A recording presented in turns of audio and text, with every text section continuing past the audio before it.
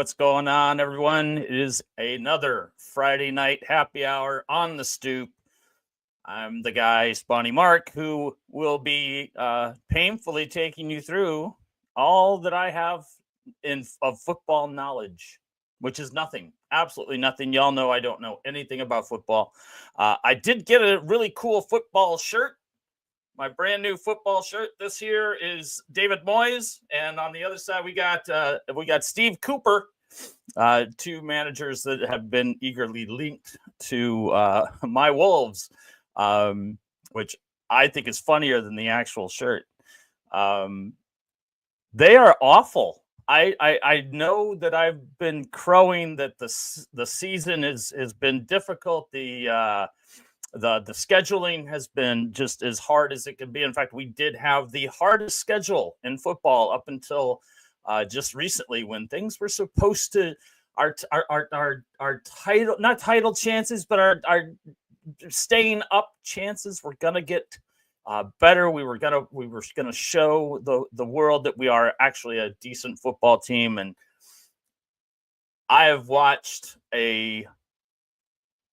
let's see, so far in this time that I said we were going to earn points and get out of the relegation battle after we surprisingly beat Fulham, I saw a hat trick of penalties against, I don't even remember which. That's just how bad it was. I couldn't even be reminded of who we played that day. I think we played Bournemouth. I'm not sure. Then we played Everton. And Everton, they beat us 4-0. Those were points to get, weren't they? That was with two own goals by Mr. Dawson in a span of like 10 minutes. Just such comical football. And then if we can't fuck it up, the refs are going to not see penalties as penalties, because they look at the badge and they see that very geometric wolf, and they're like, no. So, who is to blame? Who is to blame? I won't. Who got me to be a Wolves fan? Who out there didn't know just how painful this was gonna be? Do y'all remember why I picked the Wolves? Because I don't. I don't remember what was my reasoning. I know I picked them on the show, and I know I was told that I had to pick a team. But why Wolves? What was the reasoning? Does anyone remember? Does anyone at all remember? John? Buddy, that's why they invented alcohol. I tell you, Mr. Tom, he makes a good point. He says, I believe it's because you didn't want to pick a big six side. And that is very, very, very true. I didn't want to be, what is it called when you pick a team based on that they are winners, I believe we call them glory chasers. Front runners? Is that what we call the people that become fans? Glory hunters. Yes. Glory chasers, glory hunters. Not really sure. But I do remember that. But what am I don't even know. I got no excuses anymore. In fact, the West Ham game, the defending was so terrible on that first goal, the one that they just watched Souček loop in, and they thought it was going to go over the net, or maybe they heard a whistle. I don't know, but they literally did not defend whatsoever. I was so disgusted by that, I turned it off. I have never turned, no matter how bad a football game is, I've never just gone, I've had enough. And in this particular case, I had enough. And I'm literally speechless and besides myself, and how poorly I've watched this club, who was like competing in Europe when I became a fan. They they in their first season they qualified for Europe, and they did really well. I want to say that they went to like the quarter or semifinals. This was an up and coming club, I thought, but instead I've watched them become either last or next to last in spending for the last 3 years, all the while selling off their stars. Is this just how it goes for football fans? I've got two in the wings waiting right now, and I'd like them to answer and help me. I need therapy. I need therapy through this. So if we could bring in these guys that have been through it all. I haven't been through it yet, and I have a feeling I'm gonna be in for it by the end of the season. So, is this what football is all about? Is it these sort of yes? That's football. Is it painful at the moment, Mark? It was so painful to watch that match against West Ham. Welcome to the club. Absolutely, I turned off. As I had just said, I turned off, and I mean, you guys, it's different for you. You guys have been Leeds fans your whole lives, right? Yep. Your parents were Leeds fans. I'm assuming. Yeah, we're used to failure, Mark. Yeah. like to some degree, you're asking the right people, because if you're asking how to cope with failure, I mean, we have varying degrees of how we've experienced it, I suppose. The fact of the matter is, next year, if the worst does happen to your club, which I'm still going on record, I do not think you're going down, because I do think the promoted three are terrible at Premier League level. And you have a goal scorer. You have the key thing that can help you in a relegation battle. You have a guy that knows where the goal is. It's a shame you just don't have a defence that can stop the other team. And that's just it.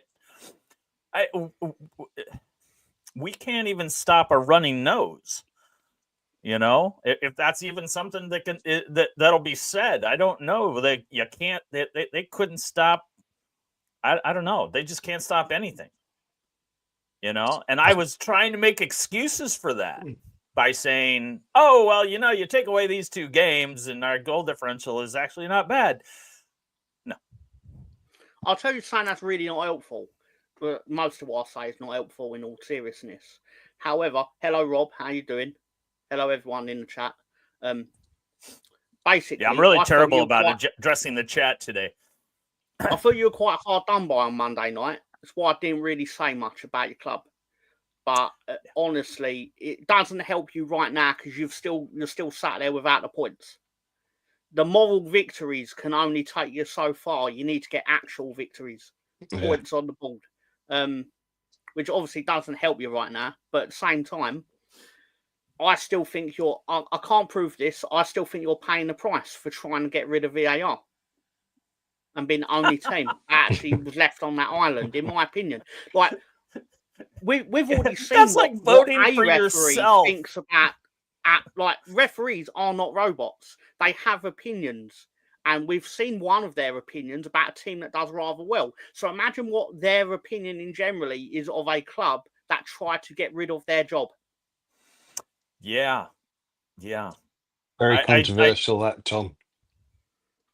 It is, but there is a budding part at the back of my mind that thinks, well, of course you're not getting the decisions. You tried to fire them all. Yeah. Obviously, that's a more extreme way of putting it. But essentially, they've employed loads of referees to sit in these rooms and watch football.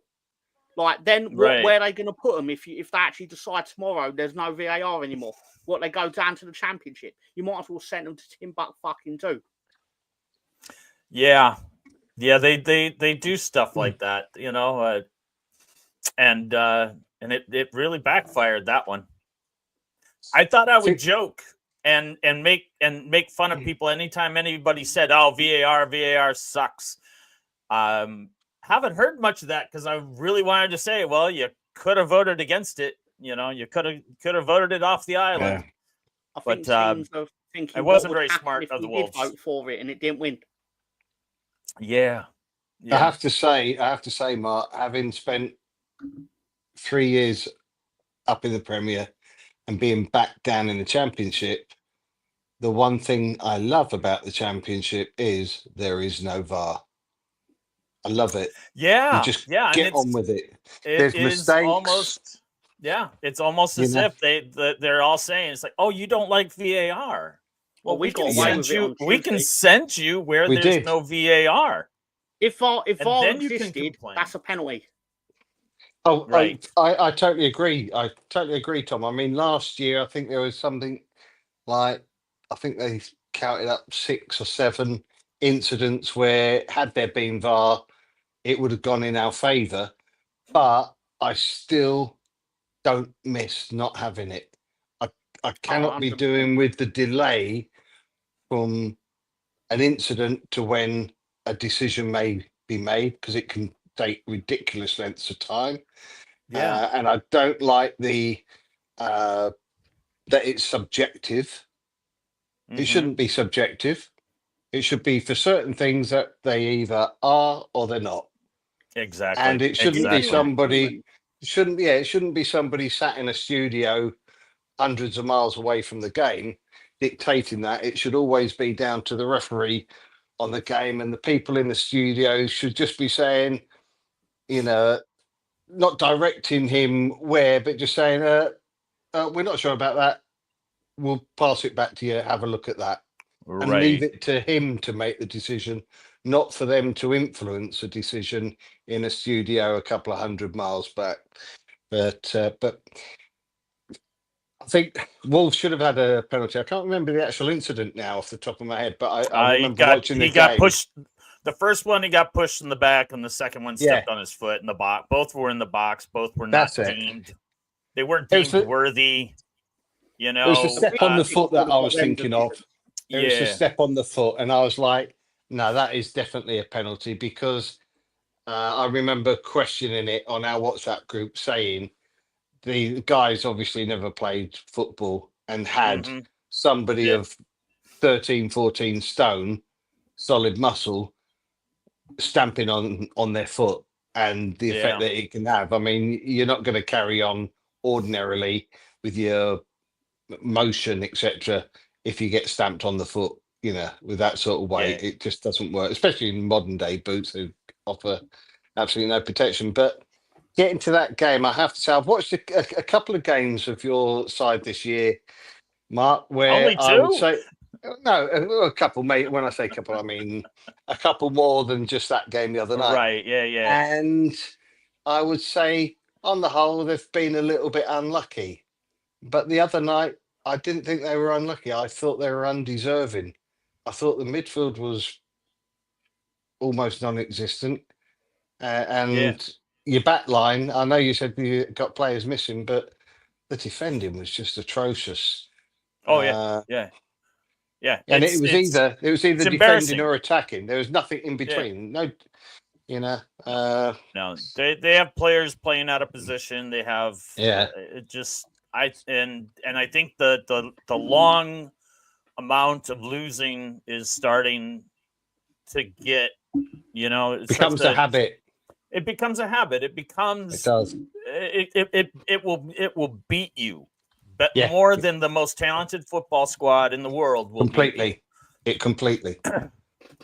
Completely. I know I've been involved in sides like that. I managed a side 1 year like that, and we were losing by the odd goal every game.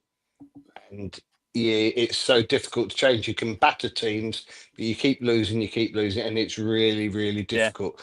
Wolves were playing quite good football before, but they're not now, No. Well, from that, anyway.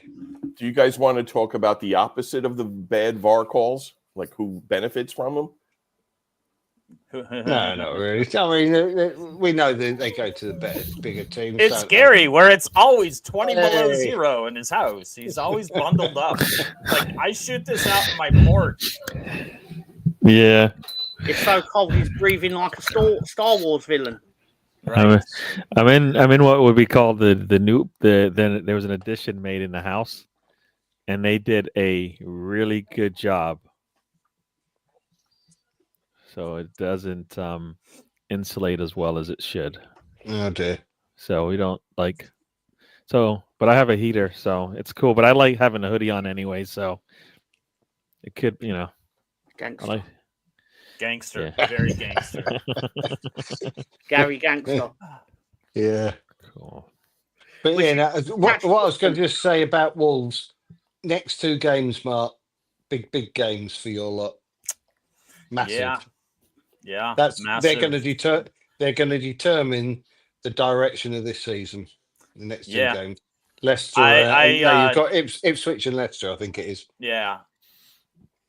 I think it's kind of funny that, there was all this talk and all these rumors about managers coming in. I even heard Jose Mourinho as part of those rumors. And I think those rumors were made up by the club because no one wants to be a Wolves manager for a team that doesn't spend, which is why Nuno quit, which is why Lopetegui quit.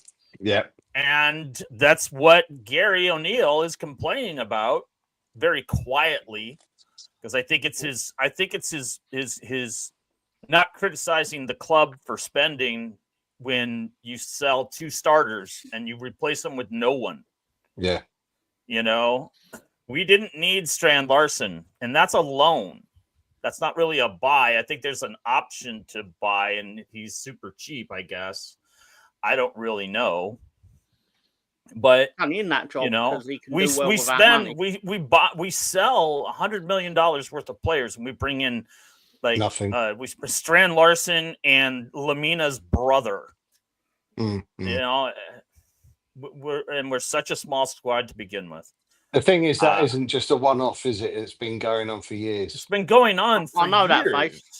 And I'm seriously angry to hear my club, the owners of my club, say, if trophies in Europe is what you aspire to, find another club. And that's out there. That's real. That's real. The chairman said, Jeff Shee said that. I get that. What's a fan to do? Yeah. Gary, what do I do? It sounds like you have to wait, but it kind of sucks. You don't want to hear that stuff if you're not striving to not from the ownership. You're not striving to try to win something, and you're in the wrong business. I mean, yes, I get it. Some people are in it for the money and all of that, but eventually it'll wear on you, and you'll find out it's a waste of your time. You're not going to make any. You're not making any money if people are like, well, you don't want us. You don't want to entertain us. All right, the only way to entertain us is give us a chance, give us the illusion that guess what, we are trying to win something here, and every team should be, or else I don't think those footballers are out there going, you know what, we're just gonna do this is entertainment. We're gonna just do just run around, get a sweat on. They're not doing that. I mean, those players want to strive to something. They want to score that goal. They want to make that block. They want to do that save. They want to make that tackle. Right? I mean, that's what I'm seeing from them. They're getting screwed over, and I assume you already said this. Doesn't sound like VAR or referees are helping you out any if they're not giving you the benefit of the doubt, right? Yeah. I mean, you've seen just anything that could go against you does. So I'm gonna pose this question one more time, and we have a new guest who's gonna come on, and he's gonna answer that. He's just so here's the question. Do I still remain a fan of Wolverhampton? I've stuck with them, even though I knew nothing about them. Should I remain a fan? Yes. Can we bring in this gentleman to answer that? There he is. How you doing, James? What's Hello. a guy How's it doing? going? James. What's going on, fellas? Look. Well, my response is, of course you do, man. I mean, come on. You can't switch clubs now. Nah. So that's it. I didn't think so. Yeah. Yeah. No, I mean, I told Lolo the same thing when Lolo came, crying to me about Arsenal. I was like, dude, stick with Arsenal, man. I mean, come on, you've gone with them this far. You might as well just, it's a long road. I mean, Where were they? you probably won't win shit. I'm just telling you. I mean, I'm being realistic. If you want to see them win something, you probably will never see that unless they get bought out by Arabs or someone. I mean, that's just reality. I mean, it's otherwise it'll never happen. So you might as well just be realistic, set your sights kind of low, and that's pretty much it. I mean, we'll see what happens with Leeds. I don't want to talk about the fucking Premier League anymore, man. All right. Well, how about your excitement for Leeds United this season? For me, watching you guys sell everyone off that was starters in that Champions League final that you guys unfortunately lost. You guys sold everything. I wish we were in a Champions League final. The championship. Final, pal. I know. You see, Tom, this is me not knowing. Yeah. It fucking sucks. Yeah, but I mean, well, Mark, if the worst comes to the worst, at least you'll probably be on Paramount Plus every Saturday next year. Right. Because the amount of years, I'm sure James can attest, finding a Leeds game on television when you're not in the Premier League is fucking impossible. It's a challenge. It is, and I look every week, and I more times than not don't get to watch. And when I do watch, they tend to be not good that day. Like, who did I watch them play recently? Can you not watch Leeds tomorrow, please? Right, especially tomorrow. Yes. Well, I certainly don't want to watch. Is it okay if I watch them? Because I've seen some good things from them. Is it all right if I watch? Yeah, now Gary. Oh, to be fair to Gary, there is no Premier League games tomorrow morning in American time, so he needs his football fix, and we'll provide that for you, sir. Thank you. But very generally much. speaking, Mark, I'm gonna get someone to cut the cable to your television. But Spawny, man, I told you a long time ago, right, that I really respect the fact that you chose Wolves as your club. I mean, that's fair play to you, man. I mean, look, you're not, like I said, you're never going to see them win shit. They may get relegated, and they may win the championship like we did. But I mean, that's right. Cold. That's cold comfort when you're. I don't know when you support a club. I mean, winning the championship. I don't give a fuck about that. I mean, you're going to come in second or win the playoffs and still gotten promoted and still be in the situation we are now. That winning the championship doesn't mean fuck all to me. I mean, it's good. I mean, you get promoted automatically. I mean, but you can finish second and do the same thing. So who the fuck cares? Yeah, man. I mean, just stick with them and see what happens. But like I said, just don't plan on winning. Shit. I mean, you're not going to win anything. Yeah. There's a long way to go yet. There's a long way to go. The next couple of games are going to have a big bearing, I think, because you can't afford Ipswich to win. Yeah, No. Exactly. That you can't, because they get those extra points ahead. It's a long way to go. Finger country. It's the six. It's a swing. Not sure. Six swing. Yeah. There we are. The season isn't over. Not at all. Should you not win those games? But what I will say to you, if you do get relegated, next year you'll enjoy football again. Yeah. You will. You'll enjoy it because you'll win some games. And I'll tell you what, Wolves next year, if they don't get rid of too many players, and that is the big fear if they did get relegated. If they didn't get rid of too many, they'd do really well. They'd do very well. See, I'm still speechless on this, but I'm afraid we're gonna end up selling half the team in January. Cunha could bring in some nice numbers to pad the bottom line at Fosun or whatever the name of that company is. But I don't even know what they keep him till the end of the season. Then we'll take him because we were going to. Apparently, we were in the market for him anyway, so we'll have him. Hey, he's a good player. He's an excellent player. There's a lot of people that might be interested in him. So not you lot. Yeah. Why does he want to go to a side that will always finish? Gary wants to buy everybody. You'll never see a footballer that Gary doesn't want Arsenal to buy. In the transfer window period, Gary goes, "No, I want him, and went even a sniff, mere sniff of a rumor, and it He doesn't should be a happen. Nottingham Why didn't we Forest get fan. it? Why didn't we get him? You should have seen that Arsenal lot when they didn't get Mudryk. It was historic. From my personal view, a blessing in disguise. It was. Oh no, they did really well out of it, but they didn't know that at the time, and their crying made you all know it.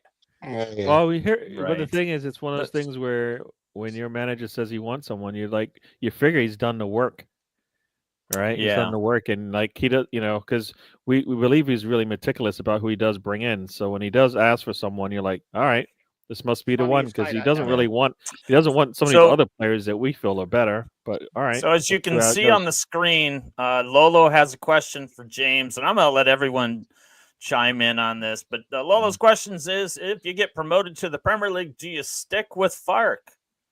Oh, definitely. And I would say yes, because you dance with what brung you.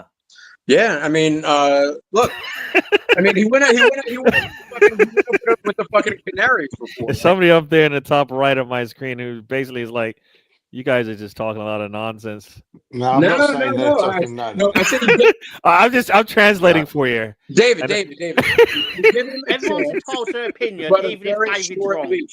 A very short leash, and I mean that's it. I mean, look. See that right there? That's it. That's the look. Like, look, you're talking nonsense now. No, short leash. No. So I'm short leash. I'm thinking a good chokehold on him, maybe. Yeah, he's done very well, I have to say. We had this conversation, didn't we, James? Yeah, I mean, he went up with the Canaries before. The Canaries had no budget, man. They had no money to spend. So I mean, I'm curious to see what he could do. What he could do with actual. Backing, financial backing. And I mean, I'm just curious, man. I mean, I'm not saying that he's the person who's going to keep us there. I mean, look, I have some very controversial opinions about the last time we were promoted.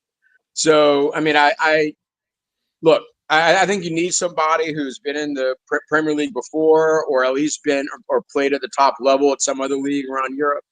Managed at the top level, and then see what happens. But I mean, I think that this is, managing in the Premier League is just a whole different game. And I agree with you. I mean, I think that, who knows? I mean, who knows what's going to happen with Farka? I mean, we still have a long way to go in our season. I think we're at the same number of points as we were last season at this time. So we're at 41. I think we're at 41 last season. I don't know. I mean, but I would say, give him an opportunity, but a very short leash. If the team doesn't show any sort of competitiveness, if we're in the relegation zone at Christmas time, then sack him, make a change, but have somebody in place, who's ready to come in. And let's not go with a retread, like a Big Sam or something again. That was a fucking disaster. So let's have somebody in place who can actually do the job. Not that Big Sam. I mean, Big Sam. Look, man, Big Sam revolutionized football. I mean, he was great way back when, but the game has passed him by. The game has caught up. Yeah. Tom, what's your thoughts on Fark and him being with the team next year if you're promoted? Similar to what James has said. I think we've seen him in the Premier League. We've seen him not do well in the Premier League, but we've seen him not set up to even have a chance of doing well in the Premier League. I think we are a club that will actually give him somewhat the funds to actually attempt a survival. And that's the bare minimum he can expect from us. When we first got him, that was the first thing we were all saying. He needs to get us up, and then the real challenge is give him the money to try to do his actual plan. Give him the money to do his plan of what he would have tried with Norwich had they actually given him funds. If we do that, and then he ends up being bottom at Christmas, then fine, fuck it. Go and find Jesse Marsh Mark II or whatever. But then still, in that moment, I'll tell you this about Jesse Marsh. Tell you this. When you sit there and you go, you assume Gary said this, you assume the manager does his homework. We were talking about Arteta. I was like, fucking apply at Jesse Marsh, where he's sitting there and he's brought in Weston and McKennie. And I'm just like, no, I know what that homework was. Where's it from? where's he from?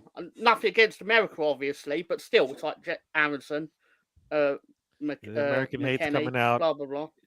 The And American then hate's coming out. basically, no. I'm not a hateful person, Gary. You love Sorry, Aronson, I then. tried to finish that sentence without laughing. But in all seriousness, well, you just knew what you were getting with Jesse, weren't you? Lots of running. Sam Greenwood in central midfield, who incidentally won't be playing tomorrow. It was good old loan rules. Thank you, Football League, for loan rules. Well, I mean, I would say that I'm not going to rehash the whole Marsh era because it didn't end well. No, But I will. put everyone to sleep. But I will say that at the time, it wasn't a terrible hire. When you consider the fact that I think the team, the side needed somebody like that to come in and motivate them. Obviously, we were in a death spiral, and so we needed someone to reverse that. I mean, he came in, and people forget, man, when we lost 4-0 to the Spurs, at Ellen Road. I mean, the team was getting booed off the pitch, as was Bielsa. I mean, it was nasty. And so Marsh came in. He brought in a little bit of, that American, can-do, optimism that, we all make fun of normally abroad, but it's still, it can be effective at times. And I think that it was effective for them. And it kept us up. It kept us up. He made some changes. And, you say what you want, but it was effective, at least temporarily. And then the shit really hit the fan the next season. But again, I mean, you can make the same argument. We lost Rodrigo, our top scorer. We lost Tyler Adams, who was our best defender. Everything kind of changed. I mean, a lot of injuries caught up to him. You can say the same thing about Bielsa's last year. I mean, it was just kind of a, I don't know, just an awful. Meeting of events, this confluence of events that caused us to, be really shitty. But I mean, I don't know. I mean, it's, I think, yeah. When I analyze it, I don't like him, but at the same time, and I understand where Leeds supporters in England were coming from because I found his whole approach annoying as well. Even though I'm used to it because that's like the American way, but. I was annoyed by it as well, but at the same time, I was like, okay, well, he kept us up, so let's give him a chance and see what happens. He did a job in the first when he came in with that job. He kept us up. Exactly, and he stopped the bleeding. I mean, we were hemorrhaging goals, man. I mean, and if you look at the scores after that, I mean, the results after the 4-0 defeat. I mean, I went to the match against City when Dallas got hurt. And that was probably our worst loss after that. And that was a 4-0 loss too. But, we had opportunities to score at the beginning of that match. And, then after that, City just started scoring one after another. But, yeah, I mean, it was I don't know. I mean, again, I don't hate him as much as a lot of people do. But I can see the negativity about him. I will just say I can understand where people are coming from. I backed him at the time. I backed him while he was the Leeds United manager. I will always back the Leeds United manager. But in hindsight, he did not do well. He did not do well. I think you backed him up. You backed him up, and you backed him all the way out of that door. I'm back the fucking wrong horse. Well, but no. So, David, you seem like you are of a different opinion about Mr. Daniel Farke. I am. So I'm going to go ahead and turn it over to you, and you can give us all those reasons of why you wouldn't want him back. Everybody knows that I've been quite critical of Mr. Farke over the last year or so. I will say I think he's doing a good job at the moment, and he seems to be learning. I'm not going to say learning because that's arrogant of me to say that, but he's adjusting this year, where last year he seemed very, very stuck in what he would do, and maybe that was also a reflection on the squad that he had at his availability, the depth of squad. He'll get us promoted this year, I think. I would expect it to be automatic. If not, it will be a failure if he has to do it through the playoffs, because I agree. I think we've got the best squad, maybe not the best team. But with that squad, we should be able to finish second at the very least, if not win it. My concern is that in the Premier, I have my doubts again. My doubts will just be raised. If he's backed, then fine, give him a go. I mean, I don't think the 49ers will get rid of him, put it that way. If he gets promoted, I think they will back him with some signings. And to be quite honest, that squad, if we get promoted, I would say they would need at least 6 or 7 new faces in there of a Premier sort of standard. Right. At least 6 or 7. And I wouldn't give him till Christmas. I would give him the first 3 games as gimmies, basically, because there's normally a little bit of a bounce when a team first gets promoted. Right. And then they get found out very quickly. And if we were languishing in the bottom 3 after 10 games, 12 games, get rid then. Don't hang it out until Christmas, I think, because by Christmas it could almost be too late. It's almost too late at that point. Yeah, I can see Yeah. that. I'm That's partly why we got looking. relegated. That's partly why we got relegated. And I'd agree with that too. We were absolutely behind the 8 ball on changing the manager. We always managed. Wolves fucked us in this way, where basically they went out and got the manager first, and then we ended up getting basically whoever was fucking left. Everyone we asked went, nah, you're actually too far in this relegation battle. Don't fancy that. Yeah, but we also beat Liverpool, didn't we? That was the problem. Yeah, well, we then we also had that comeback against Bournemouth. Remember, we were down, then we scored late. So we had those 2 matches heading into that, that January, very crucial period. Yeah. And so we didn't feel right, I guess, pulling the trigger at that moment, and so we kept Marsh way too long, longer than we should have, for sure. The 49ers invested a lot of money that year, right? But maybe the buys just weren't the best buys, Well, we got Ruter, man. I mean, remember, we got Ruter, and I don't think Jesse ever managed a match with Ruter in the lineup.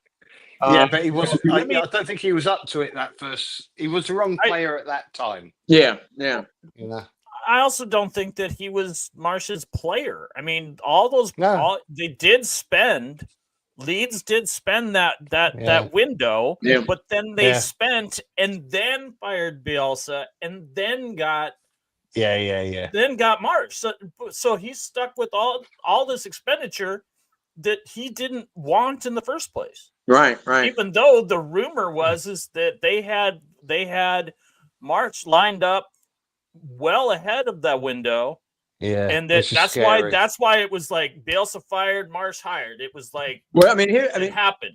Yeah, here's my take on that. I mean, Ruter came from Germany, and any player that joined us from Germany who was not American, I think Marsh had a hand in getting, because Marsh, of course, had the connections to Germany, and he loved players who came up through the Bundesliga.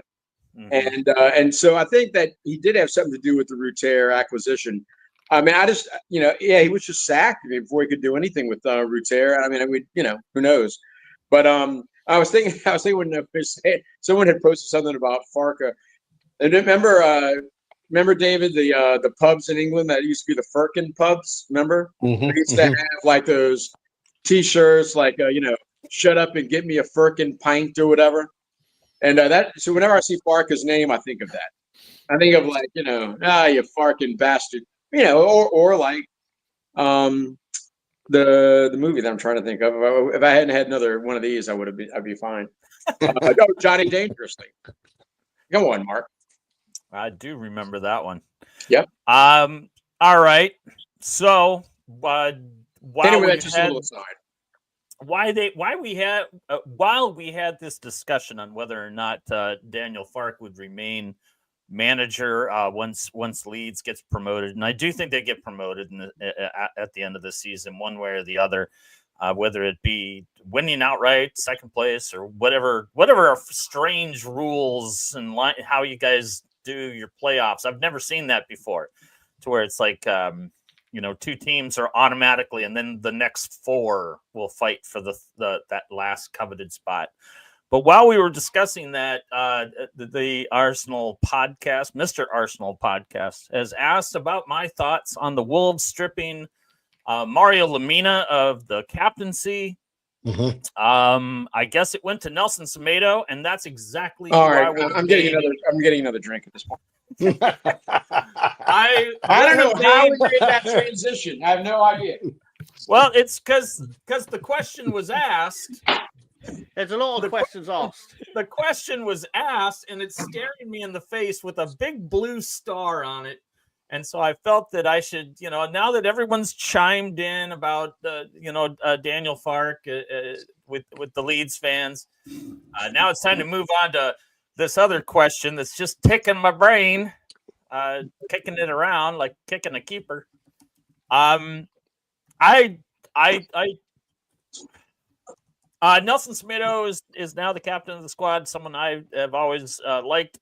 One that it's a perplexing decision because the Semedo is a free agent at the end of this season, and I don't see him coming back to the Wolves. Lemina, there's something that I spoke of earlier about how losing will beat you better and badder than any other team out there. And I think Lemina is tired of losing, and he's starting to lose his shit. And I think it was very evidenced in the end of the West Ham game when he went after. Did he go after? He went after Bowen, right? Yeah. Is that what happened? It's like, why at that point? Why are you going at him harder than you did during the game? Emotions, yes. That's why emotions, and that's where you're getting tired of being beaten, and it's becoming your worst enemy. And I think with the amount of losing that Wolves have been doing, and the fact that Lemina right now for the last 4 games has been playing as a defensive back rather than in the midfield, where he totally excels and looks super sexy, he's in the back taking the blame for the goals that are going in. For the last, shit. 10. He was shit.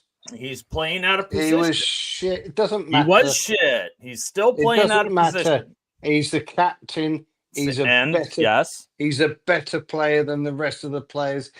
He was shocking. He was shocking. And his behavior after the game. Yep. He had to lose the captaincy. I mean, absolutely. But I don't think it's a big problem that he has lost it. I don't think with him it's a big problem. I think it's going to go deeper than that, and I think we won't see him in the lineup on Saturday. I do believe that he's going to be made an example of. To be honest, I think it's a case of this is why he didn't get a league suspension for his actions, because I think Wolves have said we'll handle this internally. That might come up later. So I think that they sit him for a game or two to avoid any sort of sanctions from the league. I don't think that Lemina was right for the captaincy, but I don't think that Semedo is right. One, he's a free agent at the end of the year, and then secondly, he's not vocal. And if you're changing captaincy right now, I give it to Cunha because he's their best player. Jose to the Wolves. They're the special one. Oh my God! I guess that's who. Which side am I pointing at? This one. That could be Jose. Like he keeps pointing. The most boring style of football on the planet. I know. Yeah, I don't. Good luck with that. I don't want him anywhere near Wolves, and he's not coming to Wolves. No. I just that's quite a no fall from one. grace That's for Jose. no one is coming to Wolves, and You that's should hire why- Jesse. Hire Jesse. Oh God, I wouldn't want that type of football to be played. Come on. Yeah, that's just nasty. That's just nasty, What James. vibes? Sorry. What did Who's Mark like do the to upset you, worst? James? What's he done to secretly upset you over the years that you held on to this very moment to then go, I've got a manager that can help you? Yeah. You might have to pay him a bit to try and get him out of his current job, but I think he might be interested. But There he you go. doesn't. I didn't think he had a job. I thought he's been fired by everyone because he's insane. He's the Didn't- head he's captain a- of Canada. Oh no! He's I'm their greatest sorry. manager ever. Are you talking was- about? Are you talking about Jose Mourinho? Or are you talking about? That's who I'm talking about. Oh, you're talking Jose about Mourinho. Mourinho. He's unemployed, isn't he? Yeah, he is. I think. No, Yeah, he's currently Turkey. second in the table in Turkey with Fenerbahce. Yeah. Is he with Fenerbahce, Fenerbahce now? that's where he is. Yeah. Oh, Yeah. right. Okay. Well, like I He's said, okay. he doesn't really have a job. Exactly. He was doesn't dress twerking a like he little has a bit job. for the At least, Premier, at wasn't least he's not with Galascom, so you can at Right. least. So Fenerbahce is much better than Galascom. That's for sure. Yeah. I think so. I think Semerdo is the right choice for your lot. Yeah. Yeah, I do. Yeah, and we'll see about the lineup tomorrow. It would be nice if Lamina did play. I mean, one would hope that it would be a case of, look, you can't be captain because of the way you behave. Blah blah blah blah blah. However, go out there and prove the player that you are. Right. You've not got the pressure of captaincy on you. Just go out and be yourself, and maybe even put him, as you say, in the right position, and put somebody else in the other position.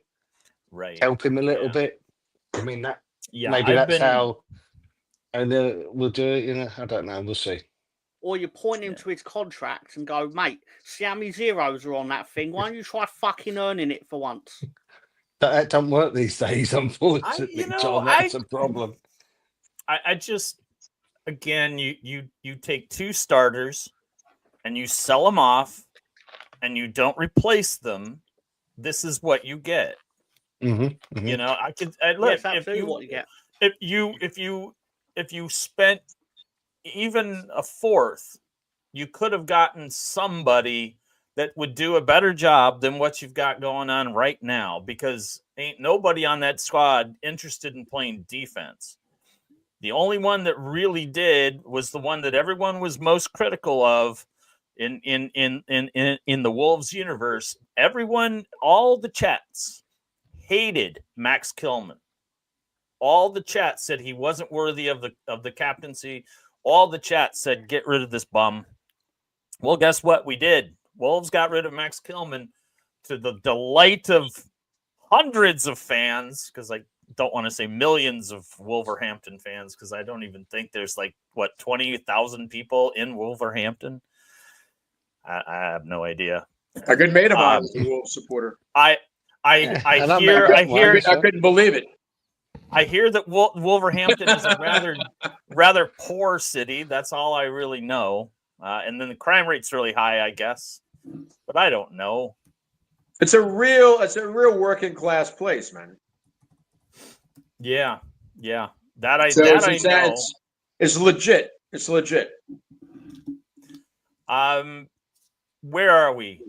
Where are we in this show? We've talked more. I have a question. I have a question though for David and Tom. So what do we do? What do we do with Ampadu when he's fit? I'm not exactly sure, but I know it's not going to be a very nice answer for Mr. Aronson. Oh, you think that he's going to be the one to sit? Ah, interesting. I'm not saying it necessarily will, but I don't think there's any actual harm in going, you know what, Altanaka, you are the greatest footballer I've ever seen this week. Why don't we try you at number 10, sir? Because everything you touch seems to turn to fucking soul, son. Yeah, so, Tanaka-san is badass, man. I'll tell you what I think. I think Ampadu is going to have to play his way back into that side. I think he'll be given time to get himself fully up, match fit. I mean, when he came on the other day, he wasn't up to speed. Right, I think agree. It's fair I think it's fair to say. Yeah, his first couple of touches were horrible. What is nice is that obviously Tom has rightly said, obviously, that Ampadu won't be a replacement for Aronson, which some fans have said because they're not the same position. That's absurd. Absolutely. People have said about putting Rothwell further forward. Well, I don't think that would work because Rothwell likes to charge into spaces. He doesn't work in tight, close spaces. Tanaka could, but would we lose too much of his other attributes, especially where he's breaking up play because nothing gets past him whatsoever? Of course, Rosie, of course. I think he's better. I think Tanaka's better than Ampadu, quite frankly. That's my take on it. I agree with you. Yeah. I think Ampadu has to win his place back. I don't think he expects his place given to him. And I think it could take a while, and that's good. Yeah, I agree. That is my thoughts. My thoughts exactly on Ampadu, because I do think, at least from what I've seen, and obviously the results, is that since he's been injured and not, and you guys have changed lineup, I think you guys play better.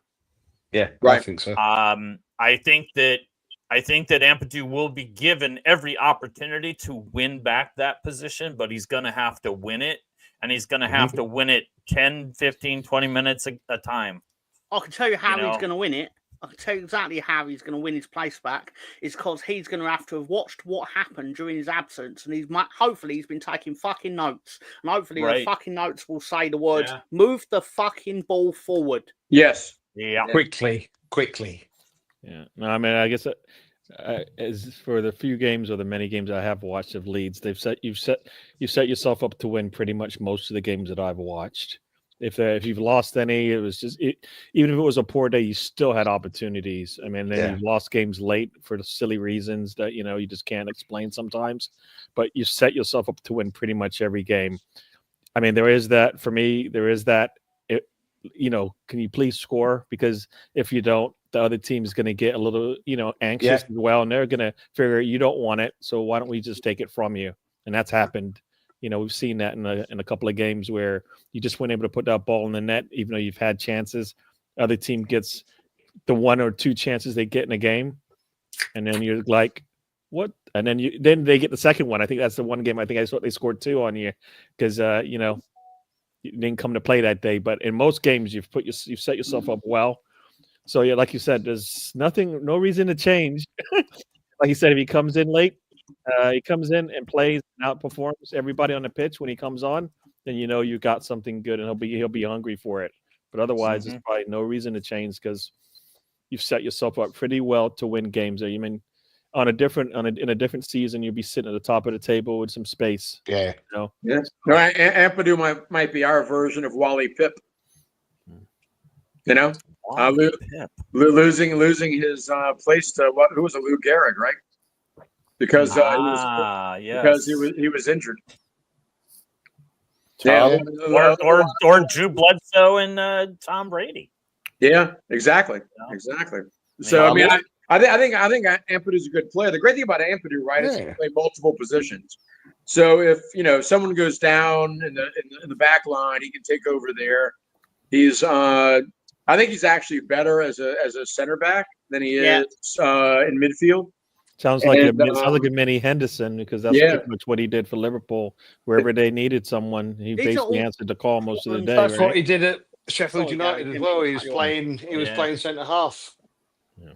Hey Tom, should we clip those nice comments that Gary had about Leeds United and just keep playing it over and over? That's anytime I start talking, you guys will just play that. Is that what's going to happen? On a loop. Just play him on a loop. I was just sat there. I'm listening to him. I'm like, yeah, he's right. He's right. That's right, Gary. I'm sitting. The actual notes I made in my head were let's check Gary's house for safety. Like, has he been kidnapped and replaced by a doppelganger who is trying to fit in? I think with the Ampadu situation, and the same goes with the other players. You look at the bench that they had on Saturday, and that is just ridiculous at championship level. I agree. Those players would get in all the other sides in that division. They're getting up to 23. Maybe bar Sheffield United, who I still think they've got a great side. The first 11, 12, 13 players, I think they're very, very good. I would agree with that. Yeah. You know, so, as I say, it's going to be as difficult for him to get a place as it is for Solomon to get a place, as it is for Ramazani to get a place. You know, it's competition this year, and it's a great problem that Fark has, and another reason why he's got no excuses for not finishing at least second. Well, the good thing is once the FA starts up again in January, all those guys get to play. It's just a matter of, and then Farco will get he'll get a look at them again, and he can evaluate them at that point, or reevaluate them at that point. Coming off injuries, long-term injuries. I mean, I don't know. It's a good problem to have, man. It's a really good problem to have, and I think that this side is deeper than last season. Without a doubt. Much better. Yeah. More I mean, Tanaka-san is he's become my hero, man. Love that guy. Before we go to break, I thought you wouldn't mind me showing you. I went online and I got my father's Christmas present. Now, he's a Leeds fan. He's a Leeds fan longer than I've been a Leeds fan, obviously, because he's my father. So that'd be really strange if it was the other way around. You don't know what's going on in that house, so stranger things have happened. Strange things going on in this. I'm afraid to ask. I just realized that for the very first time of doing this show every week and then some, Tom has windows in his apartment. Holy dungeon! I've never known. Second off, I've never seen windows in your apartment, Tom. Look at that! Incredible. There it is. Delicious. He's a massive fan of this man, of course. Like we all are. I think it's safe to say we still are, although we try not to talk about him because there's it hurts too much. Exactly. It's like you try and back the current manager as such by not going on about your greatest manager, but still, I thought it was quite a nice gift, and I thought I'd show it to you all before I actually hand it over, and it never starts fabulous. This show ever again. That is absolutely fabulous. Love it, Tom. Love it. I forgot about the bucket. Have y'all seen have you seen my Bielsa Christmas ornament? I bet you it's the same. No, it's not. I'm gonna get one. Hold on. I'm gonna get it. Son of a bitch. Who took my bucket? He's like, it's got a different feel. I think there's like this clip of like it's during train. Oh my, that is incredible. Oh wow. Okay. Is that serve as the star on your tree? It does not. It just hangs there. See, I mean, his bottom is kind of stuffed up. So no need to sit on a bucket. That is amazing. That is absolutely amazing. Yeah, I had a friend make this for me. No shit. Yep. Now, so for all you Leeds fans out there, you'll just have to reach out to James if you want one as well. But I have a feeling that's a one-of-a-kind item. So we're about at that halfway point.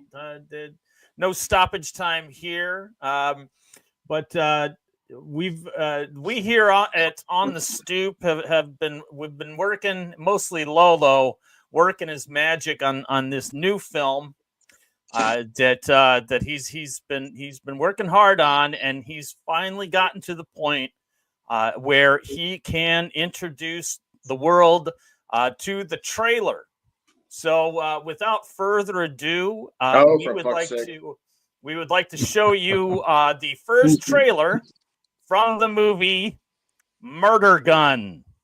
Roll tape, John. Oh my God.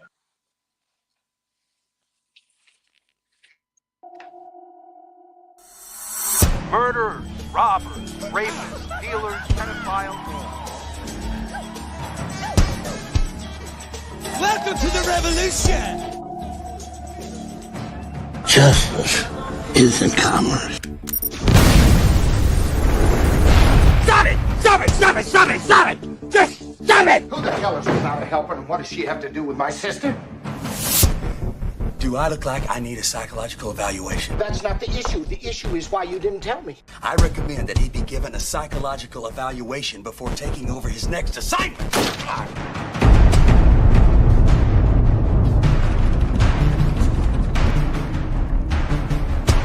Just like old times, huh? You goddamn son of a bitch! Come in the eyes. May I have a little kiss before you go? I'm very lonely here.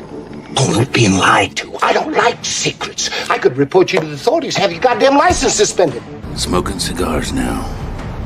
And I thought he was perfect. Would you give your life to save the world if nobody knew you did it? Boy, you're a cocky one. You got a great point there. And a sign that says, "No snakes allowed." We're past all that. No more games.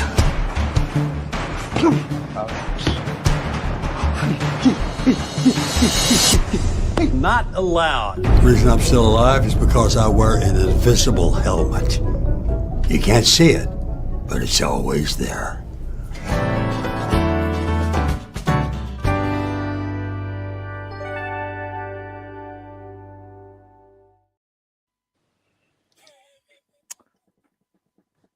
Yeah, that is by far my favorite trailer since The Office, which had what was Michael's movie? Threat Level Midnight. Yeah. What was it called? Something Midnight? Threat Level Midnight. Where he was a spy? It was. You have to do the scan. Yeah. Move to the right. What is it? What's it? Anyway. Yeah, Threat Level Midnight. Yeah. This was yeah, that was amazing. And not only am I seeing that for the very first time, I thought I had seen it, but I got to tell you, the new iteration of Lolo, if you're out there, wow, that was fun. We will be sued by Gary Busey, Nick Nolte, and Seagal, but they will be very, very disappointed in our ability to pay. So I guess it's jail time for us all. Well, Mark, I'm too pretty to go to prison. Mark, I worked for Steven, and I can tell you without a doubt that he will sue you. Because Steven Seagal is very litigious, my friend. So he's also crazier than a shithouse rat. No problem with helping out with that too. No kidding. But I did 2 shows with him. I'm too pretty to go to prison. So please send steroids through the mail. Something like that. Is my audio? I got a great story about Steven real fast. Yeah, please. Your volume on your vocals changed. Did it? Yeah, it sounds like you're on an AM radio. You sound like you're on duty in Warsaw. I don't know what happened, man. I don't even know how to correct that. All right, James. Let's hear that story. I'm dying to hear it because Steven Seagal cracks me up. So we were doing a shoot with him, and we wanted to film him like teaching keto. Afterwards, and he was like, James, I can't do this. And I was like, why not, Steven? He goes, because I can't turn it off, man. You know, once I get gone, I may kill these kids. And I was like, really? I was like, so you can't, so you're going to kill like 6, 7, 8-year-old kids because you can't turn off your aggro when you're doing a keto? And he goes, no, man, I can't do it. And so we weren't able to get the shot with him. He just walked off the set, and that was it. It was like, all right, move on, next one. And then we did a couple more scenes with him, and it was just the same shit all over again, man. It was nuts. I mean, he's a special. I hear he's like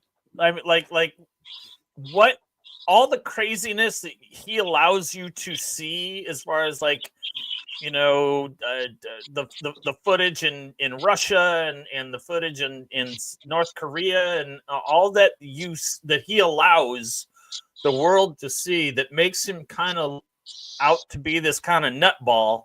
Yeah, I is like, yeah, he's that nuts. Yeah, he's that nuts. Well, yeah, I mean, our show was moved from New Orleans actually to Arizona because he had been accused here of basically enslaving his wife, keeping her in a state of servitude. I mean, when he went someplace, she would like undo his shoes for him, take off his socks. I mean, it was really one of the weirder things you've ever seen. It was a very strange situation, but anyway, that was my experience with Steven. Although, at times he could be very charming. You just never knew what you're going to get.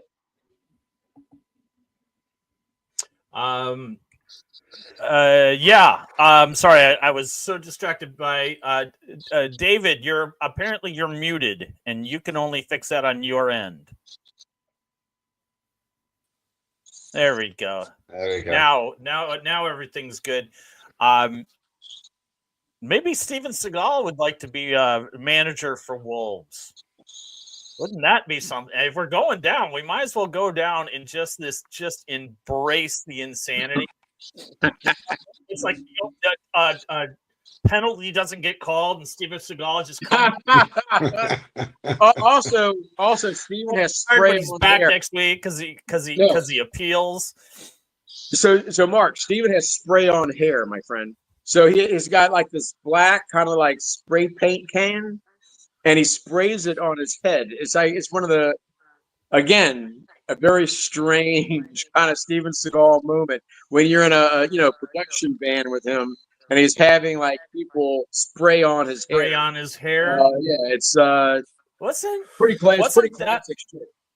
Wasn't that a product that Ronco sold back in the 70s? Remember Ronco? Oh yeah. For those of you that don't know, Ronco was was Ron Popeil and his products, and these infomercials would come on at like 2:00 in the morning. It'd be the last bit of television you'd watch, because if, believe it or not, you youngins out there was a time where there was not television. Like during the day, like late evening, you get around 2:30, 3:00 in the morning, it would be the national anthem, and then static, or you'd get that focus symbol. But TV was never was not 24 hours. But Ron Popeil would come on with Ronco and would sell you these bizarre devices, and one of them was spray on hair, and he had the pate, and he demonstrated it himself, and it was kind of like silly string for the head. Yeah. Remember the pocket fisherman? Remember the pocket fisherman? Oh, absolutely. It was a fishing rod that you could fold up and you could put it in your pocket. Right. So I remember one time I met my cousins were fishing during the wintertime in Louisiana. You could fish off the bank and catch these really big, redfish. I mean, they're like I guess they're like sea bream. They're like a type of, I don't know what you call them in England, but anyway, so they grow to weigh like 14 pounds, 13 pounds. I remember a friend of mine showed up with a pocket fisherman, and I mean the first time he hooked a redfish, I mean I mean, the pocket fisherman. First of all, my cousins laughed at him when he showed up with that thing. They're like, "What in the fuck is that?" And yeah. So then, and the redfish took off with the pocket fisherman. There's probably a redfish still somewhere in Louisiana circling around the swamps with a pocket fisherman hanging out of his mouth, out of his gills. That is funny. What it would always be like, it was so entertaining watching those commercials. But I mean, to me, could you imagine if like back then you could like tune into your television at 2:00 in the morning and see Betting in the Dark with Mr. Tom? That would be so much more entertaining. Yeah. Are we ready? Are we ready for Betting in the Dark with Mr. Tom? Everyone log into your phone and pull up FanDuel or MGM or whatever you do, because these bets like work. They are great. 60% of the time, they work 100% of the time. 60%. Sort of. Thank you, Mark. I was going to say betting in the dark. I thought you said betting. I was going to be like, well, that's after hours. What is going on here? This is like a whole new direction for On the Stoop, man. I missed out over the course of this year, obviously. Exactly. Of course not, sir. Just before we do that, I just wanted to get off my chest my favourite Steven Seagal thing I ever saw. Well, apart from the time he did the karate display. Sorry, I mean Aikido or Kido or whatever he called it display, where basically 8 people fell over him at the same time. To make him look like a badass. Watched him do this interview, and this was clearly filmed around the early 2000s, so around the time where he was doing a lot of movies where someone other than him in the cast was black. So he started doing the thing where he basically like sort of tries to sound really cool to their culture. And because of course that's the sort of thing that Steven Seagal would do. And he sat there going, he does his super gravelly, like intense voice, and he's like, "Yeah, guys, me and my karate that I invented goes back for like 2,000 years. America is not even 500 years." And I'm sitting there, I'm watching, I'm really interested. I'm invested in what he's going to say next, because I know it's going to be bollocks. And he's like, "Yeah, so you really need to take stock in your life, because America's basically younger than the karate I invented." I'm like, "But you're younger than America." So, but my favourite bit of it was when he's basically like trying to get really like philosophical and pretentious over it. I'm saying like, "Motherfucker, you're not from China, you're from Detroit." Yes. Yeah. That's it. I gotta say that like that voice that he puts on, however he talks. I just want it to be like he walks into his trailer with his people and his wife, and he just kind of comes out with this like kind of really nasally, does southern kind of draw, kind of talking like that. I think that would be awesome. Yeah, he tried to affect. Let me tell you about my day, honey. Yeah, he tried to affect a New Orleans accent when he was here. It was pretty comical, and the he's a blues guitarist as well, so we had to set up a scene where he was playing at the House of Blues, and it was incredible. I think it's awesome that like he's like, while he has this very macho persona, he's also kind of like a cross between George Costanza and shit. There was a TV show. George Costanza and shit. No, but there was this Todd Margaret. George Costanza. Oh yeah, Todd Margaret.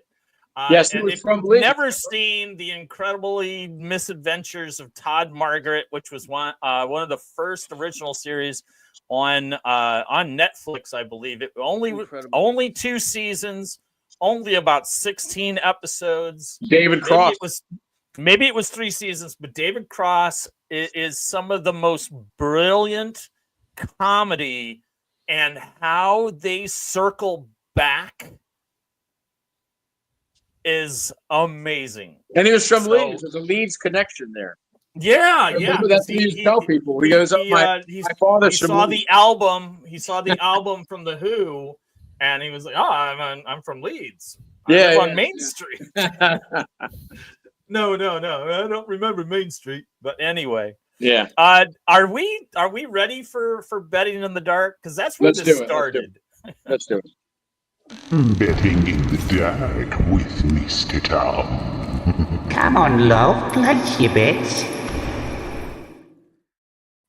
Roll up. Here we are for the Nick Nolte tribute edition of. Oh, it's also Friday the 13th. Well, not now, it's not, because in UK time it's now the 14th, Saturday. Anyway, but not that I mean to ruin your Friday the 13th, people, but roll up. We've got some bets. And whether they're good or not is obviously sponsored by Murder Gun, of course, which is coming soon.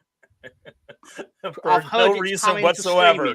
That's what I've heard. For no reason whatsoever, Murder Gun is coming. It will be on the Stoop streaming service, allegedly. Probably not. Right, here we go. I'm going with... Yes, exactly right. I'm going for the money, baby. I'm going full in. This is the highest payout of the weekend, because of course it is. It's definitely going to happen. It's going to happen exactly the way I've called it. Dwight Manill's going to score first, because of course he is. Because any week that I say he's going to score first, he doesn't. And then any week that I don't say he's going to score first, he does. But of course that's just the way football works, isn't it? As we say, Mark, that's football. Then probably Arsenal good score. I don't care who. They're not in this bet. But only the fact that their goal is. And also, Dominic Calvert-Lewin's going to get a penalty because he's Dominic Calvert-Lewin, and he always gets penalties. That's even if he gets on the pitch, which I think he might, because he's doing his 2 minutes a season where he's not injured. But anyway, Everton winning this is big money. Big money. Yeah, just give me the money and let me, instead of wasting your time, people, just hand it to me. So that at least it goes to the cause. He'll waste your time for you. Send it to the bettors. Yeah. Send it to the casinos. Just send it straight to Gary at iwantyourmoney.com. And then, don't waste your time. This is the dumbest thing I've ever seen on the show. I've seen a lot of dumb stuff on this show. You obviously have not seen me pronounce Lukaku. Yeah, well, this is more because it's Tom. You have nothing to do with this. This is all about Tom. This is the dumbest thing I've seen Tom do. He's done many a dumb thing. Do you know the reason I selected this? The real reason I selected this, Gary, is obviously it's part of my agenda to obviously wind up Gary, but also it actually pays less. It would have paid even more if I'd have gone with 2-0, but I kind of actually I felt a duty to make it somewhat winnable. Right. You better hope they don't. You better hope that doesn't happen, because if it finished 2-0 and I predicted 2-0 and someone won off it, basically they haven't got to go to work for the next 14 years. But you ain't gonna do that because you have no faith in my bet. So basically, I'll better put an Arsenal goal in it. This is all right. Gary looks so thrilled. With my I came back for this. What the? Let's move on, people. Come on, folks. Nothing to see here. Director John. Carry on. Sorry. In case anyone else had an opinion on it. Nobody has any opinion. They think it's just as dumb as I do. To have their say, even if they're incorrect, like Gary usually is. No, they're okay moving on. They're okay moving on. Fair enough. We're gonna go with Villa travelling the forest. It's gonna be a Desmond Tutu, and that will get you £100 basically, because nothing else on it pays a lot of money, and I'm not really that confident it's going to be like 7-7 or something. But I'll partly say it knowing we could get the photograph of Desmond Tutu put on it more than anything. I still like the mugshot of Nick Nolte, though. That's some scary shit, man. Yeah, I just wonder what the hell he was on, because he wasn't just everything. He was on everything. He was not just drinking. That was the Beverly Hills. Oh, here's a drunk photo of Nick Nolte, and I'm like, nah, he ain't drunk. that's a 4-day hooker bender he's got. God bless him. God bless him. Look at that. In all seriousness, though, I do think we're going to get Chris Wood on the score sheet, Because as we say every week, or as I say every week, it's on fire. Big fuckers in football will never go out of fashion. That man will never play outside the Premier League as long as he can still go. Because there will always be a team, no matter how terrible in the Premier League, that are willing to put him up front. Absolutely, man. He's like, what, 6'8"? He's huge. When he played for Leeds, he was about 7'9". That's how it felt anyway. But Burnley's money for Leeds. I mean, we spent Burnley's money on Bielsa, which indirectly means we spent Burnley's money on that what do you call it, garden gnome thing. Anyway, so chain reaction. That's funny how life works. But in all seriousness, John Duran's going to score as well, because that's a very rare Premier League footballer where if he receives the ball 30 yards out, he is not thinking, oh, what's the next pass that my manager's going to give me a spanking for if I don't make? He's like, no, I'm going to put this in the back of the net. Yeah, and I respect that. Yeah, I respect that a lot. That young man is special, and I think I said it the last time I was on the show that that he deserves to be starting. And then someone was talking about how Duran and Watkins need to be on the pitch at the same time, and I'm like, I don't think that works. But apparently it's been tried, just not in like the starting sense. Tom, I got to hand it to you. You get wild and crazy with these bets sometimes. This is not too crazy. I like this. I like this one a lot. I would put a quid down on this one. Yeah. While we here on the say again, Mark, I have a question for you. Sure. The better Duran. John Duran, Roberto Duran, or Duran Duran?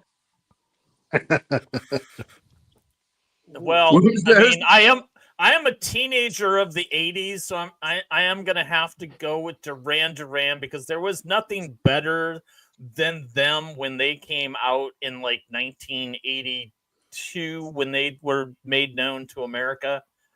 I think everyone I knew had 7 in the Raggy Tiger. But Roberto Duran could have knocked all those motherfuckers out. But see, I'm a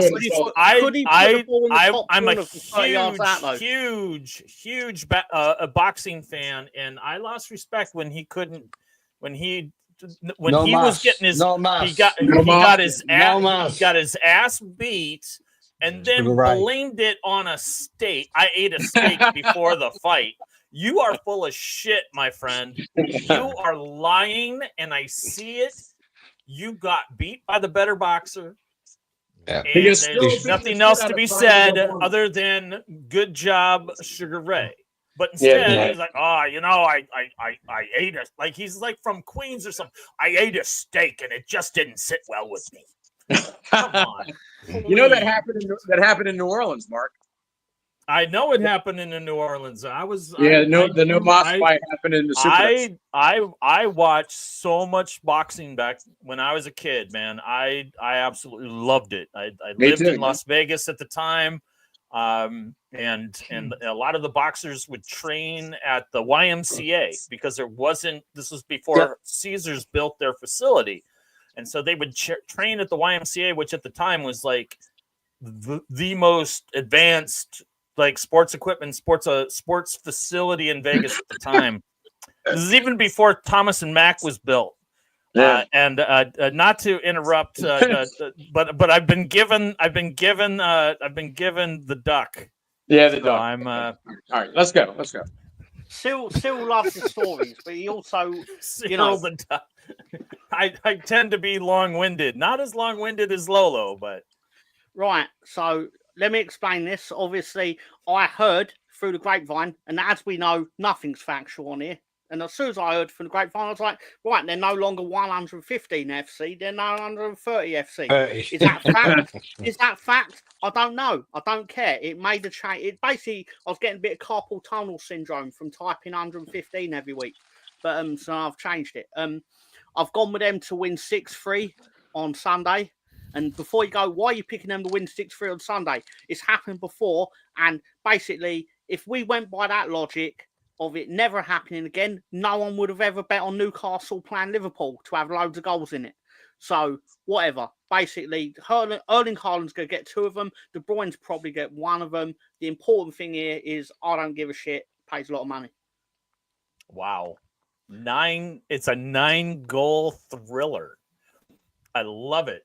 I don't know. I'd love it if it happened. And I know there's a lot of Arsenal fans in here. There's a lot of Arsenal fans in here who are basically like, oh no, I wouldn't love it if it happened. I'm like, no, you'd sit there fucking laughing with every fucking goal that went past that bunch of CUNTs. Anyway, sorry, what? or as Lolo called it a few weeks ago, see you next Tuesday. We might have to change that to Thursdays because they're now a Europa League side, don't they? So right. Let's see here. This is one that I would maybe change a little bit, but if indeed 130 FC is going to win this 6-3. I think I'm putting Haaland down as a he's getting the triple. He's getting the hat trick. Obviously the real reason I've gone for like such a high score is because the money in this is obviously you're picking Manchester United, and I'm not going to do that. You could not pay me to pick Manchester United in a football bet. Thank you, Mr. Tom. Thank you. But still, that being said, of course, I have to absolutely do a ridiculous scoreline to even try and get any form of cash out of a bet with 130 FC, even with their 1 win in 10 run, which is astonishing, if we're being honest. Yeah. My favourite part of this, not getting big discussion, Sky Sports in England went around, they basically stood outside the Etihad, which ironically, it just seemed as empty as it did on a match day, but sorry, that's just... Anyway, they basically going, do you think you'll spend money in January? And they're little old woman outside, like nothing against them personally, obviously, but she's like, I think we've got to. It's like, why have you got to? You've already spent £1 billion on talent, or £2 billion probably. Like, why have you got to go out and buy players in January? Why can't you make something of what you have now? But I still hope they thrash Man United, obviously. Obviously. Man United, but... I just want to just address, as they do in the beginning of every football match, on the Stoop has no room for racism. So whoever that was, I see a couple of you have kind of commented on it. Hopefully he's been taken care of and we don't have to repeat what he said or anything like that. But just know we don't play that way on the Stoop. All right. So sorry about that, folks. I'll be making a phone call. James will be making a phone call to Steven Seagal, and he'll make a house call, hopefully. Oh, so you did have him killed. Exactly. All right. So this bet is lovely, and I know, like, if Lolo and I were still doing that segment that we did that was our watch list. This is definitely on my watch list, and I would love to see 9 goals in it. That's awesome. Very awesome. It's in the time slot, Mark. That's also partly it. It's in the time slot where the goals happen. I totally agree because I've seen it and I've made note of it, and every single week, Mr. Tom, you are absolutely correct that it tends to be the highest scoring match of the match week. I don't know why, Mark. I don't know why it has the most goals in that time slot, because it's just one game every week. But it has the most goals of any like singular game time slot, obviously. So Saturday morning, Monday night, etc. But I don't know why. What it is about Premier League defenses that basically don't like playing football when they should be having their lunch or something like that. Absolutely agree with that. Tom, I somehow figured that you have one more bet. Yeah, we do tend to call this the Magic 3. Which, I love it. Oh, that's Magic Boosie. He's got his not Boosie, no, he's got his glasses on. Which obviously means he's more intelligent in that one. And that being said, going Everton to win, Forest Villa to draw, 130 FC to win, £67, 85 if you're going by the dollar. And God bless you if you place this bet, because his is crazy. What about Leeds and Preston North End? What's that, James? What about Leeds and Preston North End? I don't know. No, Gary's copying them out, Rosie. That's what Gary's doing. Gary's he ain't checked out. He's fucking checking it down on like, have I done it exactly as Tom wrote? Anyway. No, I did.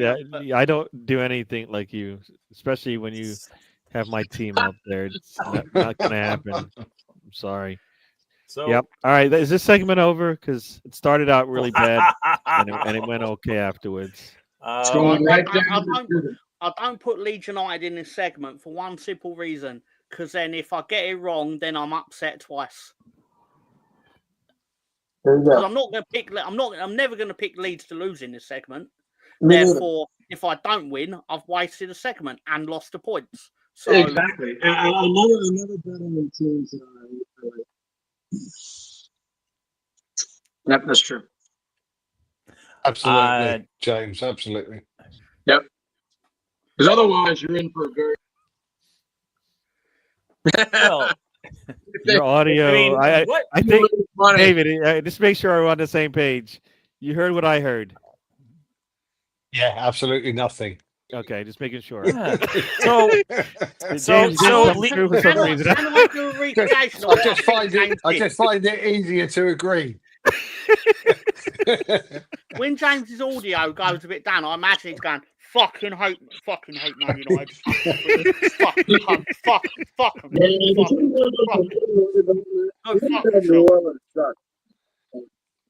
You've got something fantastic going on there with your audio, James. Yeah, James, we had a hard time or something because your batteries might be dying. Is that I don't know if that's how that thing works. Yes, my battery is dying. Oh, okay. It is dying. Yeah, so I'm gonna have to, unfortunately, as we used to say in the entertainment industry, I'm gonna have to ankle soon. All right. Damn, this has been fun. I was just getting ready to ask the Leeds versus Preston End question. You guys get Preston End, who hasn't lost since the beginning of November. They've drawn a billion times. Leeds gonna pull this out, or they gonna draw with Preston End, because that's what they're doing. We need to get them back for last season. We haven't lost in 2 weeks, so fuck. 2-0. 2-0 to the Peacocks. Yes, I'm excited because I get to watch the match at 7:30 in the morning. That is what I am going to do. I'm going to get up at 7:30 in the morning and watch Leeds on Paramount Plus. So they better win, God damn it, because I don't get to see. No, wait a minute. I've been told by Tom I'm not allowed to watch, because the only times I've been able to watch, Leeds ends up losing. Yeah, so you just sleep That's in. not good, man. Just sleep in. Sleep in. Who was it that they lost recently too that I saw? Was it Sunder? I don't think they want to talk about the losses. Was it Middlesbrough? No, they don't want to talk about the losses. Oh no, the Middlesbrough game's fantastic. Millscum. You can watch it on a 5-minute delay, Mark. How's that? Yeah. Yeah, but then you guys chime in and spoil it for me. Because you'll be watching. Just cut us off. Just I'll mute tell us. you what happens. If it starts but I get so lonely without you. TV guy. Nah. But 2-0 to the Mighty Whites tomorrow. Mark it down.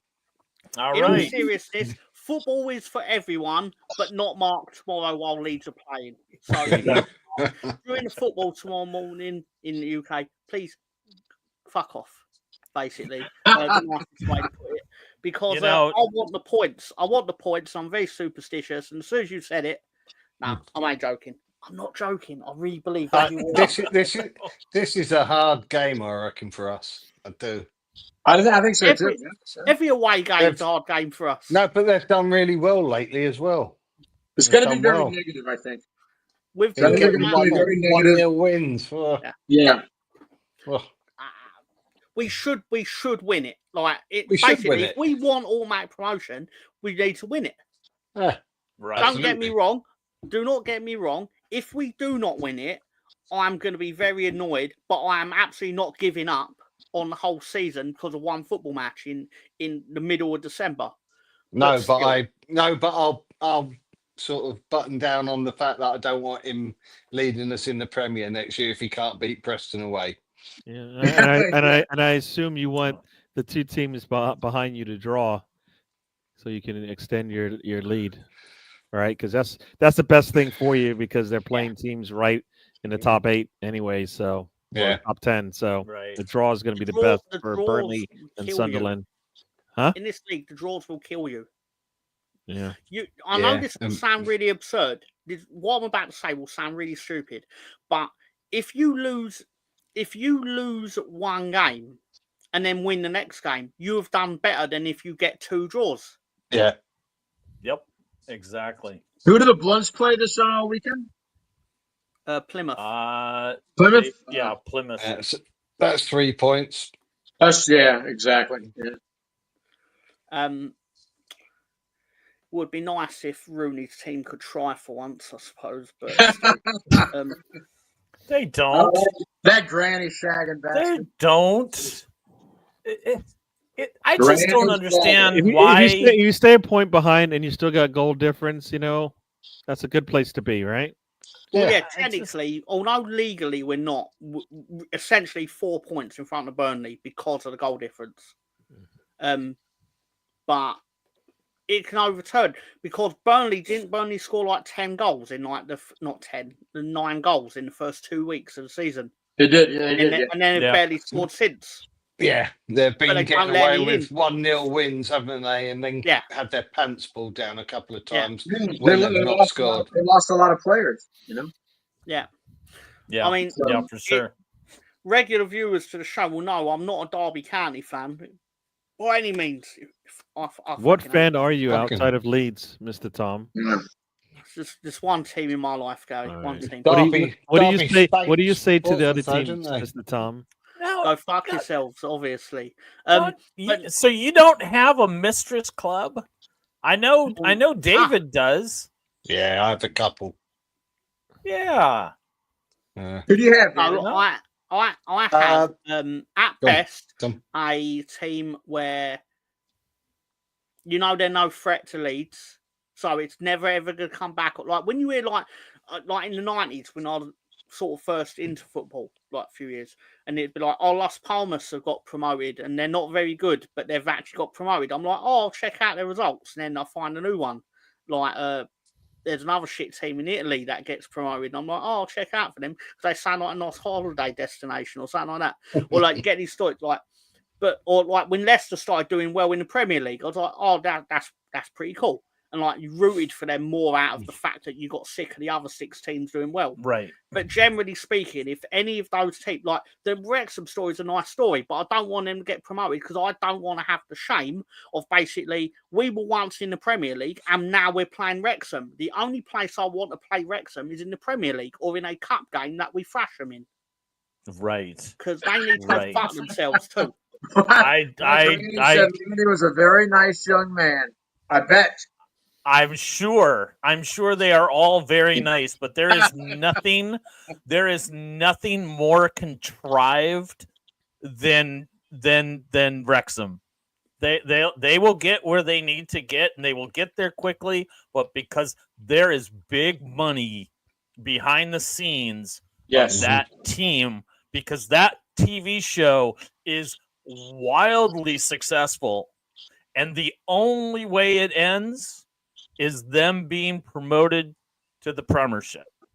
Yeah, and I agree. For that very reason, I can't stand them. I watched one Wrexham game at about the 60-some-odd minute. The referee, out of nowhere, stops play and gives the team that Wrexham is playing a red card. The announcers are like, he's getting a red. Let's see what that was for. They couldn't find any footage. And not only that, they basically didn't show anything that player may have done to warrant his red card. But just out of nowhere, got a red card. And that to me was just like, yeah, the fix is in. Wrexham I watched the first season. I watched the first season of the show because Wrexham had Leeds connections. Yeah, the director of football. It's a good show. And also, I think they had I forget the Leeds player who played for them. But yeah, I mean, so I watched it because of the Leeds connections, and then after that, everyone was gone. I was like, yeah, fuck that. Yeah. So I mean, I watched a few of the first season. The oldest ground. Wildly entertaining. Such a fun show. But no, as a squad, that's fraud as far as I'm concerned. I think the race course ground is the oldest ground in the UK, I think. Okay. So it's been around for a while. What's your thoughts on the matter? You looking at me funny. Who's that? They are a what do you call it? FA. You know what's happening in Man City now. That is in Wrexham's future, based on what they've spent since the owners are in. Yeah, but it doesn't apply to them down there, does it? That's the trouble. No, but it will win it in the Premier League or even in the Championship. In the Championship, it's going to make a big difference. Yeah. I mean, just like I was just surprised by TikTok sponsors Wrexham. That's one of their jersey sponsors. You know, Reynolds, the tequila or vodka or gin company sponsors Wrexham, Aviation. Which I thought aviation. I thought that was illegal. I didn't think that you could have I didn't think you could have your own company sponsor your football club. No, you can. That was illegal. You can, but it's the same with Man City. They essentially sponsor themselves. But that's part of what the charges were. Basically, they were inflating what the actual sponsorship was worth. Sure. Above market rate. Yeah, basically, they were giving themselves the amount of money they needed to buy whatever they wanted, which is actually not the purpose of this, realistically. Right. I mean, it is the purpose of it, but teams they basically aren't going to buy a player because of the sponsorship money. Is essentially what made it really dodgy. So, how comes you're getting paid the amount of money that you need to buy Jeremy Doku or whoever it is? That's literally not what happened. That's the spirit of what happened. Like Leeds, obviously, you've got a big sponsorship deal for the Championship off of Red Bull. But we're no way actually going to be able to buy a player of getting you to the Premier League caliber off of the sponsorship alone. Because that's serious money. No. And if it happens to basically when Wrexham turn around next year and go, we've got a 10 million sponsorship deal, they're going to go, based on fucking what? Is essentially what's going to get asked. Yeah, I agree. All right, so we got 15 minutes. James, I know doesn't care about Premier League, but we have to address the Premier League at some point. We have about 15 minutes left, and we can. The phone is dying. It's a great time to say goodbye. So I'll see you. Once you start talking about Leeds, I check out, man. You know that. So all right, James. Thank you for joining us. It's been a real treat. It had that feel of the olden days. Yes, just like, James is on. Cool. Yeah, I was very, very excited when I learned of this news. But then when you came on, it was just like it just felt like I just did a show with you a week ago. It was very, very nice. And lovely that we can talk more about Leeds this year than in previous time. Although we do try, and make as much money on your likeness on that sticker and all the merchandise. I know. So no NIL money. Oh, we're certainly up in like the 2 zeros at this point. Excellent. Did you happen to get any royalties off of the cup I bought with your face on it? Jesus Christ, it barely pays for our internet. Don't let Lolo see that. All right. Well, James, once again, thank you, and you are always welcome in our house, on our stoop, anytime you want. All right, pal. Buddy. Please catch you soon, James. Cheers, mate. All right. So, about 15 minutes left, and Mr. Gary, what do you say we give Gary an Arsenal moment? You're playing. Are you sure you want that? Oh, Are you absolutely sure want you that. Absolutely. Okay, look at David's face. It's like this is nonsense. That's what the face says to me. This is absolute garbage. That's what he's thinking. No, but you guys, I think he made a new account, Scooby. Yeah, I do too. Let's just ignore him. Hey, buddy, that's great. Yeah, okay. So, Gary, give us your Arsenal. You're playing Everton. Is it at Goodison or is it at the Emirates? I think it's a home match, if I recall. Yeah, I think it's home. Yeah, it's a home match. So no, it's the first one of the week. Well, yes. Oh, it's the early games. Yeah. So no, I think everybody's saying it's going to be tough, but we need to be better than that. I mean, I don't get it sometimes when we say it's going to be a tough. Every match is going to be tough. If you don't come to play, you will get beat, and we found that out the hard way multiple times. Have you played it? Do you feel that? I'm going to ask a similar question. Do you feel that Arsenal did not show up against Fulham? Yeah, they didn't. They need to do so. When you score the one goal, and we're better than one goal in most games. We should be able to score 2 goals in most games. I don't think there's a game out there that we can't score 2 goals in. So yeah, and that's kind of been that's when we get punished because our defense seems to always let in a goal. So Everton will take advantage of it as well, and they'll do the same thing that Fulham did if they get that early lead. That's why we need to put the pressure on and basically get the 2-goal lead, and then then we'll be in control. So now we're playing at home. We just had a really good game against Monaco. We'll see how it goes. We should have Gabriel back, I believe. So if he's back, that's just going to add even more. Hopefully the defense will be back solid, and Erdegaard has been getting better each game he's played. Mm-hmm. So it's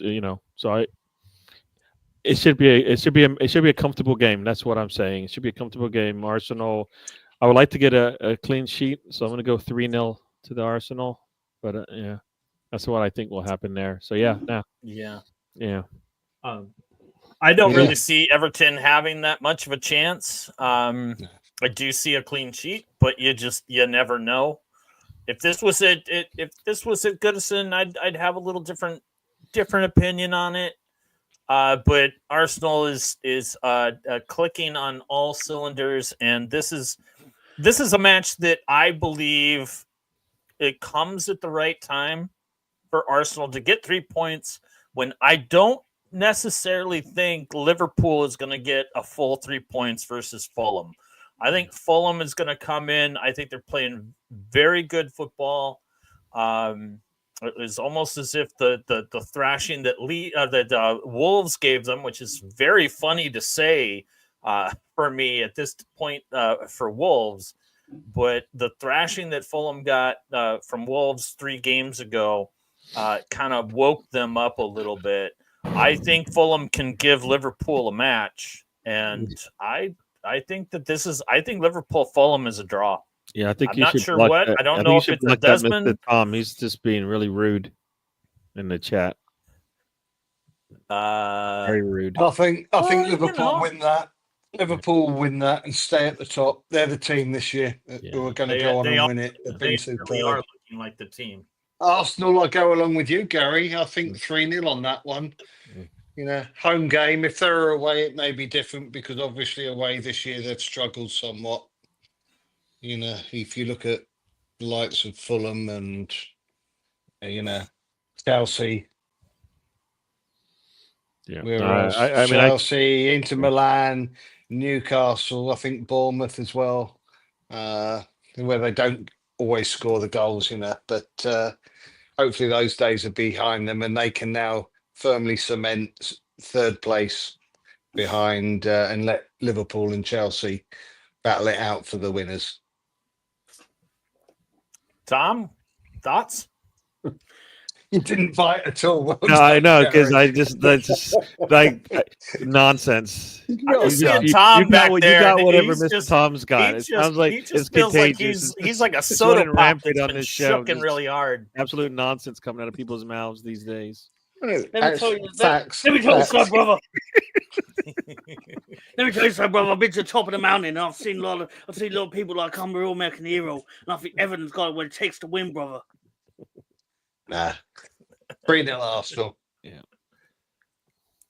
Oh yeah. It'd be really funny if yeah. No, I right now on form Liverpool, unless we haven't seen anything yet that said, you know what, they're gonna get surprised right now. I mean, the Konate being out was the one thing I thought would come, would be put some stress on them, but the defense has still been somewhat solid, even on a bad day when they don't score much. They still create a chance. They'll win, don't they? So, yeah, they've been finding ways to win late. If you don't punish them, like I think whoever they lost to late recently, they're gonna have the chance to at least get the draw. Yeah. Worst case scenario, they're getting draws right now. So, and that's most of the time they're winning. But yeah, no, they're playing at home. Yeah. Fulham having a great season, though. They're having a fabulous season. I mean, playing good football as well. The resurgence of Raul Jimenez. I'm not even mad at that. I'm not mad at that whatsoever. He needed a fresh start, and I'm glad he got it.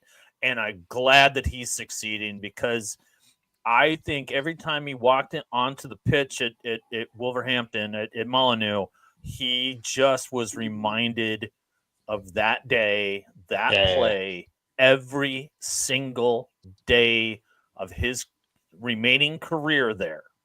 And now he doesn't have to be as reminded of that moment. And he is absolutely succeeding. I'm so very, very happy for him.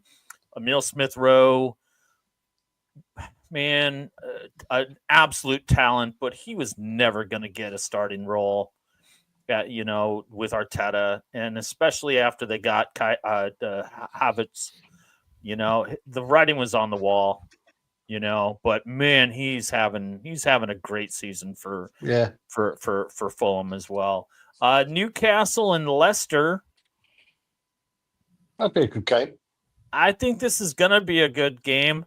I absolutely have no idea what's going to happen. You got new manager bounce. You've got which Newcastle is going to show up, right? As long as they've got Isak, they've got a chance. But he might show up and it won't matter because Leicester might get that bounce. The bounce might be still bouncing, come tomorrow. So Newcastle is known to just fail. Yeah, right. We've seen it. What not is only this that, but doing? The guy that Leicester got to replace Cooper, Ruud, who was like the interim manager for United, right? Yeah. I think he's gonna I think he wants to prove that Man United got it wrong. Yeah. He hasn't lost yet, right? Since he has not lost yet. He's been managing this season. They were lucky last week. Yeah, I agree. I know, but I mean, he managed 4 or 5 games for Manchester United. Oh no, for Man United, you're right. Yeah. This year as a manager, he hasn't lost so far. So I think the Leicester would actually have more chance of winning if Ruud van Nistelrooy played as a striker for them than actually if he managed them. Because he wasn't bad, say what you will about him playing for Man United, he scored for 10, 11 games running. Don't get me wrong, I'm never going to say he's a better striker than Tony Yeboah because Tony Yeboah is a magician, and he's actually got nothing to do with this debate at all. but I just brought him up because he's Leeds and I'm a prick. But more importantly than anything is that I think Newcastle are actually going to just send this team back to the Championship where they rightfully belong, where they should rightfully be punished for all their transgressions while we're in the Championship, and they can go fuck themselves. Leicester aren't getting relegated, I'm afraid, this year. They won't get relegated. They're too good. There's other teams that are far worse than they are. Speaking of Ipswich, how do you think they could get on at Wolves? I think they're going to lose 2-1. Yeah. I wish I could be I can be as confident in that. I've been watching a little bit of Ipswich at the psychically urging of Mr. Tom, because Mr. Tom almost every week is Ipswich is going to run out the season and win the league or go to Europe or do these things. So I've been trying to watch a little Ipswich. I just don't know if I could watch them against Wolves. It's just Wolves. The product. No, is you so have to watch poor. them against Wolves. That's the game I'm watching tomorrow. You're watching Wolves, poor. and they're playing Wolves, so you're watching the game. That be incredible. Can't do it anymore, Gary. I can't. I just can't anymore. I'm not kidding. I'm not kidding. It's just it is changing me on such a biological level, on such a mental level, to watch just the last 3 weeks when I've been touting, oh, the Wolves are gonna, and they haven't, and it's been very, very painful to watch, especially just how we lose these matches in just the most improbable ways that I've never seen a team lose this way before. I've never seen a team give up 3 penalties, let alone 2 of them from the goalkeeper. I've never seen it. I've never seen. Well, I think I have seen, because there was somebody on West Ham that used to give up a lot of own goals, and I think that was Dawson. Oh, wait a minute, Dawson's on our team now. So, yeah, he's good for those own goals. But 2 of them in one match, 10 minutes apart, that just didn't seem right. And then just no. See, I've already and I'm doing this because we've got a little bit of Wolves chat, which is just amazing. But someone has Ipswich is going down. Should have, yeah, we should have, but we didn't. And that's really what it comes down to, is that we didn't. I don't know if I'm going to watch this, because I'm afraid, because what I have seen of Ipswich, they're not a bad squad. I do think they go down, but I think that they're like, they are who are the Hatters last year? Luton Town. Luton Town, to me, didn't deserve to go down, but they did. It's kind of how I feel about Ipswich this year. They're going to go down. I don't think they deserve to go down. I do think they walk into Molineux, because right now that team is not in a good headspace. I don't think Wolves both teams are coming in on 3-game losing streak, so it's not like, yeah, they most certainly are. But you know what? I think Ipswich is going to feel a little bit better about their losing streak than what Wolves have, losing to West Ham, Everton, and Bournemouth. No, especially after what they showed to Fulham. It baffles me. Gentlemen and everyone. Please. Just going to randomly ask this. Don't expect anyone to know it, because spoiler, I wouldn't know the answer to this. How many players have scored 2 own goals in a Premier League match? So obviously, since 1992, how many players have actually scored 2 own goals in a singular Premier League contest? I'm going to go with 3. More.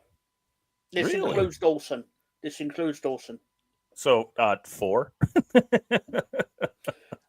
More. Mr. POTUS 5000 says 7. 4. Stephanie says 5. Or Stefan.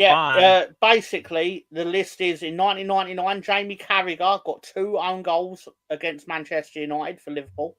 Michael Proctor got 2 own goals in 2003 for Sunderland against Charlton. Jonathan Waters in 2013 for Stoke against Chelsea in a 4-0 defeat. And Wout Faes from Leicester in 2022 in their 2-1 defeat at Liverpool. And obviously Craig Dawson basically became Everton's joint. I think I watched that match when Faes did that. I don't rate him. I don't rate him at all. Nah. But I can't rate any Wolves defender right now outside of Semedo, and he's more of a winger, so the way he plays, I mean, he's always up to pitch. So keep that one in your back pocket if you want to dazzle the trivia people. Well, if you just want to make people think, oh, how'd you know that? Well, I know it because the internet. Because I've Googled most own goals. Mr. Tom told me. That's all I tell people. People ask all the time. It's like, where did you get that money? I'm like, well, Mr. Tom. Yeah. Everything I answer is from here forward will be Mr. Tom, and people will just be baffled. And I'll be like, well, you should watch our show. You'll understand. The name comes up in a lot of conversations like that, and they're really positive, to be fair, because Gary uses it a lot, and it's usually followed by, I hate that prick. But you ain't lying. I earn it. Who do we got? And so just finishing up the Saturday the 14th, which was a terrible, terrible movie. We've got Nottingham Forest, who were decently in form until they ran into Arsenal, versus a certainly not in form Aston Villa. Who wins this one? Is Forest for real? Are they worthy of being like, what are they, top 6? Yep. This is 5 versus 6. They could go 4th, isn't it? Yeah. I mean, City's certainly not doing anything until they get to their January surprise and run the table from Boxing Day on. It's so not happening this year. This table makes me so happy. Seeing them on the same number of wins, the same draws, the same losses, and 1 goal between them makes me feel very pleased that I picked 2-2. Yeah. Draw written all over it. Absolutely. Stefan type that. It should be entertaining with all the goals and stuff. So yeah. I think this is a draw. And I also think it's going to be a very frustrating match for both teams. That's just my thought on the matter. I'm going with 1-1. I wouldn't even give a Desmond on this. It has always the potential, but I just, this to me is this is one will be watching, but I'll be watching it because I feel like I'm forced to. We should have a Desmond counter to see how many games in a season actually are Desmonds. I'm going 3-3. I'm going 3-3. Forest in the last 4 games. In the last 4 games that Forest has played, a team has scored 3 goals. So I'm going to. Oh wow! Okay, I like that observation. I'm going to go with that trend that another team will score 3 goals, but in this case it'll be two teams scoring 3 goals. Gary's convincing me my own bet's probably going to be wrong. And I can't really debate it. I want him to be right, purely because he's paying more exactly. Money. That's the case. Please. All right, moving on. We'll go to Brighton and Crystal Palace kicking off Sunday's action. This is an important game for everybody below that. Big game for you this month. I will totally watch this match because I don't know who is going to show up. Like Crystal Palace can show up, and also not show up as their record would show. Just think about it. Think about this: Crystal Palace plays Brighton, and then they follow that up next week with Arsenal. So that could be back-to-back losses for them, and Yeah, teams, absolutely. teams in One way to look at 18th it, and but, 19th will have a chance. you if know, they can get but something out I of that just game. I see this as like I see Crystal Palace getting up for this, and I see like Brighton. I don't know who to expect is going to show. Some days they're brilliant, other days they're terrible. Football. Crystal Palace and Brighton. Yes, the most tenuous rivalry in football. And it purely because they're on the other ends of a motorway.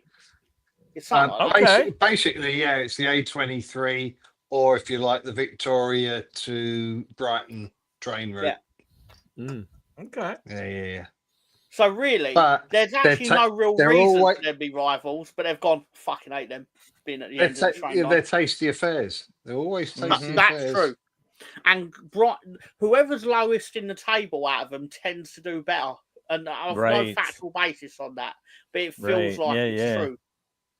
Well, it just seems like every time I count Crystal Palace out, they pull out like a decent victory or a decent draw. Brighton, every time I think they're going to win, they disappoint. It's like, oh, Brighton's playing very, very, very well, and then they don't. They started off very well, didn't they? And they do every year. Yeah, now they're just like doing what they do, sort of thing. Right, exactly. Yeah. Gary, any thoughts on Brighton Crystal Palace? Yeah, no, like I said, this will be an interesting game. Crystal Palace will want to win this one because if they're looking ahead to the next match, they're gonna probably go, you know what, this is probably the one I can get. I might be able to get something out of this one. So they have You need to build a gap. Gary in smack talk mode is one of the most beautiful things because what Gary's trying to be really polite about saying is they need the points down because they're not going to get them next week, brother. Well, they better not. They better. Yeah, I guess I am saying that. I am saying that. You got me. Right. You got me. Now, and Brighton has been up and down in parts this season too, so this could be an entertaining game. You know, if they don't watch out because they've looked good, and then they haven't looked good. So this could be an up and down game for Brighton if they don't show up. But yeah, I think I'm adjusting my Brighton Crystal Palace bet with a Danny Welbeck goal. I think he scores in this one. Is anyone this brings us who played for the other?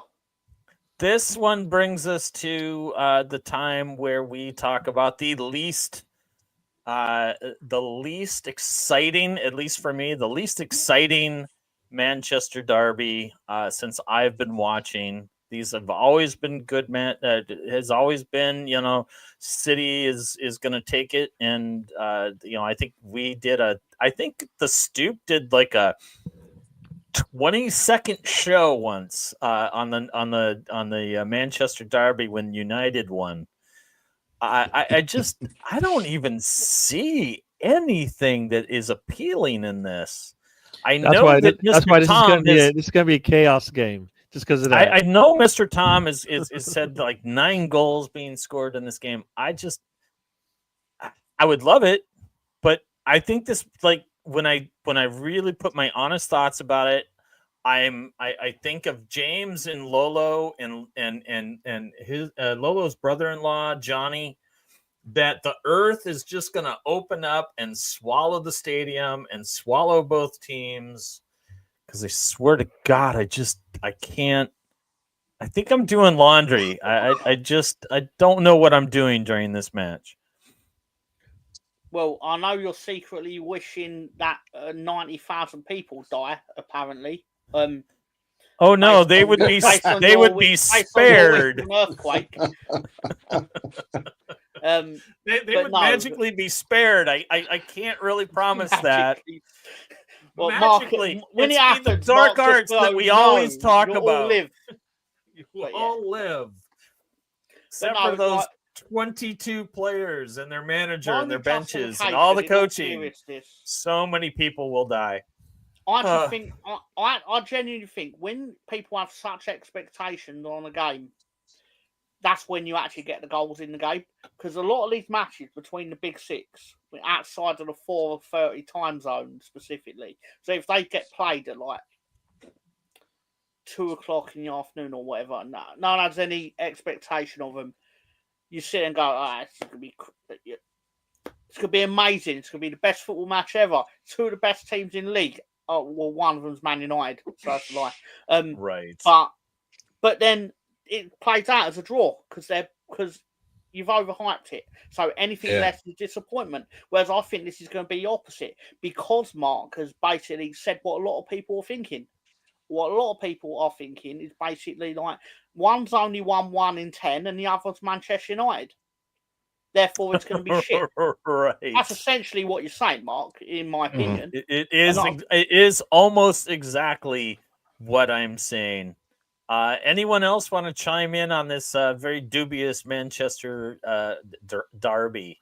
I think the team from Manchester will lose. I'm making that bet right now. Yeah. Hey, City and United are playing. I bet that the team from Manchester wins. When my nephew makes that sort of joke, I get angry at myself because it's like I'm supposed to laugh at it, but he's done it for the last 4 years. Right, I'm gonna be like, you fucking little shit, you fucking shit comedy. Anyway, sorry, what? Right. I want madness. So I want like high scoring. Like everybody thinks, that it's gonna be boring. Like think about when they're good teams, right? That's when you get that 1-1 draw. Well, both teams, right? City, not so good. This and Manchester United. I think madness 3-3. That's what I'm going with. Crazy. I was thinking 3-3, Gary, as well, but now I'm thinking 3-4. Interesting. Very interesting. All right. The moment that Najee has been waiting for. We have Chelsea and Brentford. Chelsea at home. Gotta say, Chelsea is putting out some really delicious football right now. You can hate them all you want, but facts are facts. And Chelsea is very, very entertaining to watch. Yeah. But another team that's very entertaining to watch is Brentford. Their front line can surprise anybody. So I do. And I think we might see a little trip up by Chelsea. But the key word in that statement is might. Well, because I'll say this. Brentford is going to have to play absolutely flawless to beat them at the Bridge. I don't think it happens, and I think this is a 2-0 Chelsea. Yeah, Chelsea's. I've been saying this all year, and I don't think I've been wrong. That Chelsea's defense still is not there. Yeah, and I think Brentford's offense has been clicking in a lot of games this season. So, and Chelsea's been lucky in some games that the teams they played, their offense just hasn't been right. But Brentford on their day, that whole front line can score against them. So this could be another one of those high scoring games. I of course I need Chelsea to lose because why wouldn't I? So 3-2 Brentford. I know it's away. Wow. So that would sound crazy, but Deborah the Zebra is going. That's what I want. That's what I want. Results. I don't want Chelsea winning. So Chelsea, wow, that's incredible. Yeah, I'm David. Sorry, I've got to disappoint you, Gary. Yeah. You're going to still be in third place. Chelsea are going to win this game 2-1. Maybe going down a goal to begin with. I agree. I can see that because Brentford really loves to score quick and fast, don't they? Yeah. Like they have 6-7 goals in the first 5 minutes or something. This season. Well, don't let them get happy with the scoring their goals because then you can see some madness. That's the thing. Brentford have had their time. They've had their few years of winning at Chelsea. Brentford, they can win this. They can win this one. We'll let them win this one. Is that all right? No, but they've won most of them at Chelsea. No, this one. We'll just let them win this one. And I don't care about this one. It don't affect Leeds United. I don't care. But the fact of the matter is, it's time Chelsea are going to punish them for their sins. No, it's not. We don't want Chelsea winning, do we? I don't care which of them wins. You just said you cared. You just said you cared. Anyone. I don't care who wins, but if Chelsea wins, I'll be all right with it. I don't care who it is. It's just let's just get someone new. Somebody new to win the Premier League. Oh, Chelsea winning league is new. Get the fuck out of here, sir. What are you talking about? Even Liverpool, come on. If you want somebody new, since Chelsea formed let in Brentford make that 2003, mad rush. They've won it a fair amount of times. Yeah. If we want somebody new, how about Forest? Yeah, let's go for them then, shall we? Yeah, exactly. Throwback to the 70s, isn't it? Yeah, a game I think nobody cares about on this panel. Southampton and Spurs. We do. Or as We want, Gary we likes want to, laugh. as Gary likes to refer to them laugh. as that team. Laugh? I think that team is going to be Spursy again and lose to the worst team in the league. That would be the best, wouldn't it? That'd be entertaining. It's a good way to end a Saturday. Wouldn't it? If you could end your Saturday watching the worst team in the league actually get 3 points. How bad do they have to do for them to actually sack Russell Martin? Like, how many more losses does he have to take where he has to sit there and listen to the indignity of the other manager do the, like, oh, they done really well kind of speech, but we won anyway kind of thing? Can they afford to pay him off? Probably not. That's it, you know. Well, how much is he on? Like, do they keep him on for next year? Because if they go down, same. I don't think he makes it through this year, let alone can stay. Okay. You know, I think Russell Martin probably is gone by the winter break. Okay, so he becomes a championship manager somewhere else. Because that's exactly what he is in my mind. I think he's just so he can just keep his job. Championship next caliber. Year. Why would you need to even rehire? You got the guy already. Exactly. Exactly. That's what they did with Fark. Yeah. Exactly. Alternatively, I can honestly maybe see he could get a job over in Germany at a top flight club there. Right. I honestly see Southampton winning this because Spurs have been just when they lose, they are awful. That collapse against Chelsea. Oh my God. If losing eats at you, losing in that way will eat at you a lot faster. Yeah, no, I mean they're missing Basuma. They're missing, of course, missing Guerrero. players, aren't they? Yeah. You know, Van de Ven is out. So that like I said, don't we want to enjoy our Saturday right before dinner time and just laugh at the team? Don't you want to do that? This is the one. It doesn't mean anything to us, Gary. But it is fun to watch, isn't it? We're not vindictive and malicious at Leeds, you see. I'm certainly not. Is that so? I'm not a vindictive individual. This is Mr. Tom, Manchester United. Oh, fuck them. See, there you go. I'm not a vindictive individual, though, and I'll. You want them to have success, then, right? Manchester United. Didn't you just say like 10 minutes ago how much you loved Manchester United? Or did you say something totally opposite? I would pass a lie detector test. That would show I'm not a vindictive person. But you said, do I want Manchester United? I've never said I don't want Manchester United to have success. What I am saying is I can easily pick 91 teams. I'd rather have more success. Yeah. It's a good point. That would pass. Anyways, I want to have some fun at the end of the day. That's all. So how about it? Yeah, okay. Okay, we'll let you have your bit of fun then. I've got my work Christmas party on Monday, so basically I won't be watching Bournemouth versus West Ham. Oh, that's going to be a barn burn. Everybody's up for that one, right? Is that the Monday game, is it? Yeah, they saw the fixture list at work and basically went, yep, we'll do it on that Monday. Yeah, that's a... So we actually selected to still show Wolverhampton Wanderers against West Ham rather than do the pie. That's a Bournemouth win, isn't it, that one? Yeah, 2-0, Bournemouth. Always remembering the past. I could see that. Yep. I wonder where Mark went. Yeah, I think he got bored.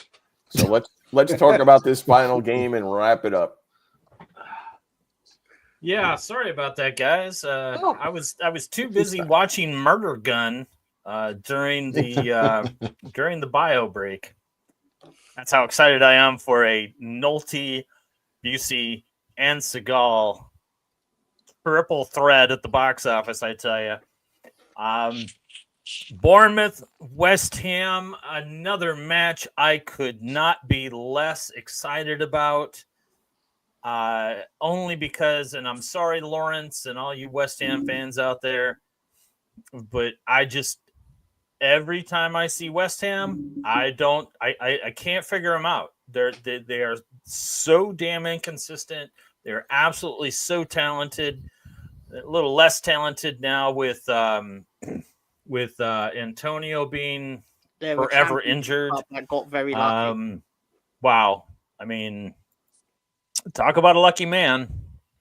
We all saw the pictures. Yeah, that card. I think it's because anybody big. survived it, much less just a broken leg. Godspeed to him. Hope he heals up nicely. Hope to see him out on the pitch. I don't think that's going to happen. Don't know enough about Bournemouth. Another team that I feel is just kind of. It feels like watching. Can't figure them out. Can't put a thumb on them. Yeah. Yeah, I may be cleaning house. I may not watch that one. And that tells me it's going to be 0-0 draw. That's what that's going to be, because it just doesn't excite me. It feels like watching no late Bournemouth. heroics Like from that Czechoslovakian bastard. Well, there we go. Else? I've said 2-0. 2-0. Or did I lose audio? Yeah, you lost everything. We lost you completely. I think I lost audio. I can't hear a thing. You know what? I can't hear him. What is he saying? Anybody got it? Mr. Tom, did you hear anything? He sounds like racist, no doubt. Oh, no. John, kick him out. I hear you. Nobody hears. Mark. Look, he's Mark, actually changing his stuff. with you, Mark. I was like, what's going on? Can't believe you said that, Mark. I'm damn bio break taken way late. Would you have James's sound system? I know. I'm things are faulting here. I'm losing. I can't. All right, so I guess Merry that's Christmas it, right? to Deborah the Zebra. Apparently not going to be around for the next 2 weeks. Boy, that was anticlimactic on what was a kind of a fun show. Does anyone else have anything they want to add? Well, what are we doing next week? What are we doing next week? Next week is Festivus, the 4th annual Festivus. We will be there will be feats of strength. There will be airing of the grievances, and I think I'm going to try and get a Festivus pole and not decorate it. So please join us. Our Festivus episodes tend to be very, very ridiculous, especially when you hear my grievances. Everybody's got to air their grievances. That's right, and I think actually for the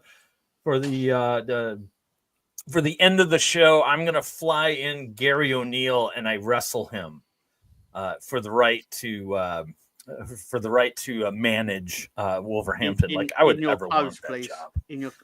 Anyway, please join us, and then also please check out Mr. Tom's TV show. Actually, you have like 50 TV shows, don't you? Allegedly. And I still can't hear them. What'd you say, Mark? You guys are all still playing this joke, honey. I hear everybody. Before that, I'll be live with Sam Greenwood, where we will be discussing our top 5 Christmas movies. Anyone at all? On Slags on the Dot. All right, I lost audio. This has been fun. Check us out Gary's tomorrow morning laughing at 3 p.m. We'll be chatting. Mr. Tom will be with me. That's our show. For the watch What a along. time to lose audio. I'll be on time if Leeds do well. Otherwise, I might sort her in just when I fucking feel like it. Yeah. Is anybody You gonna do that stick around? anyways. It doesn't matter if you win or lose. buddy. I gotta go myself, but please, everyone, join us. As you see the link for the after hours, I don't know if Gary, There is Tom, in or Tomland, David Stefan. are gonna stick around. I know I'm not because Turbo time. I can't hear you guys. Bedtime. You're going to be. You owe me $1,000, Mark. That's all I'm going to say. I'm gonna be watching. Okay, $2,000. Murder Gun. If you want to keep that up. Anyway, guys, that's the show. Thank you, everyone. I love you all, and look forward to doing it again next week. See you guys. See ya. Have a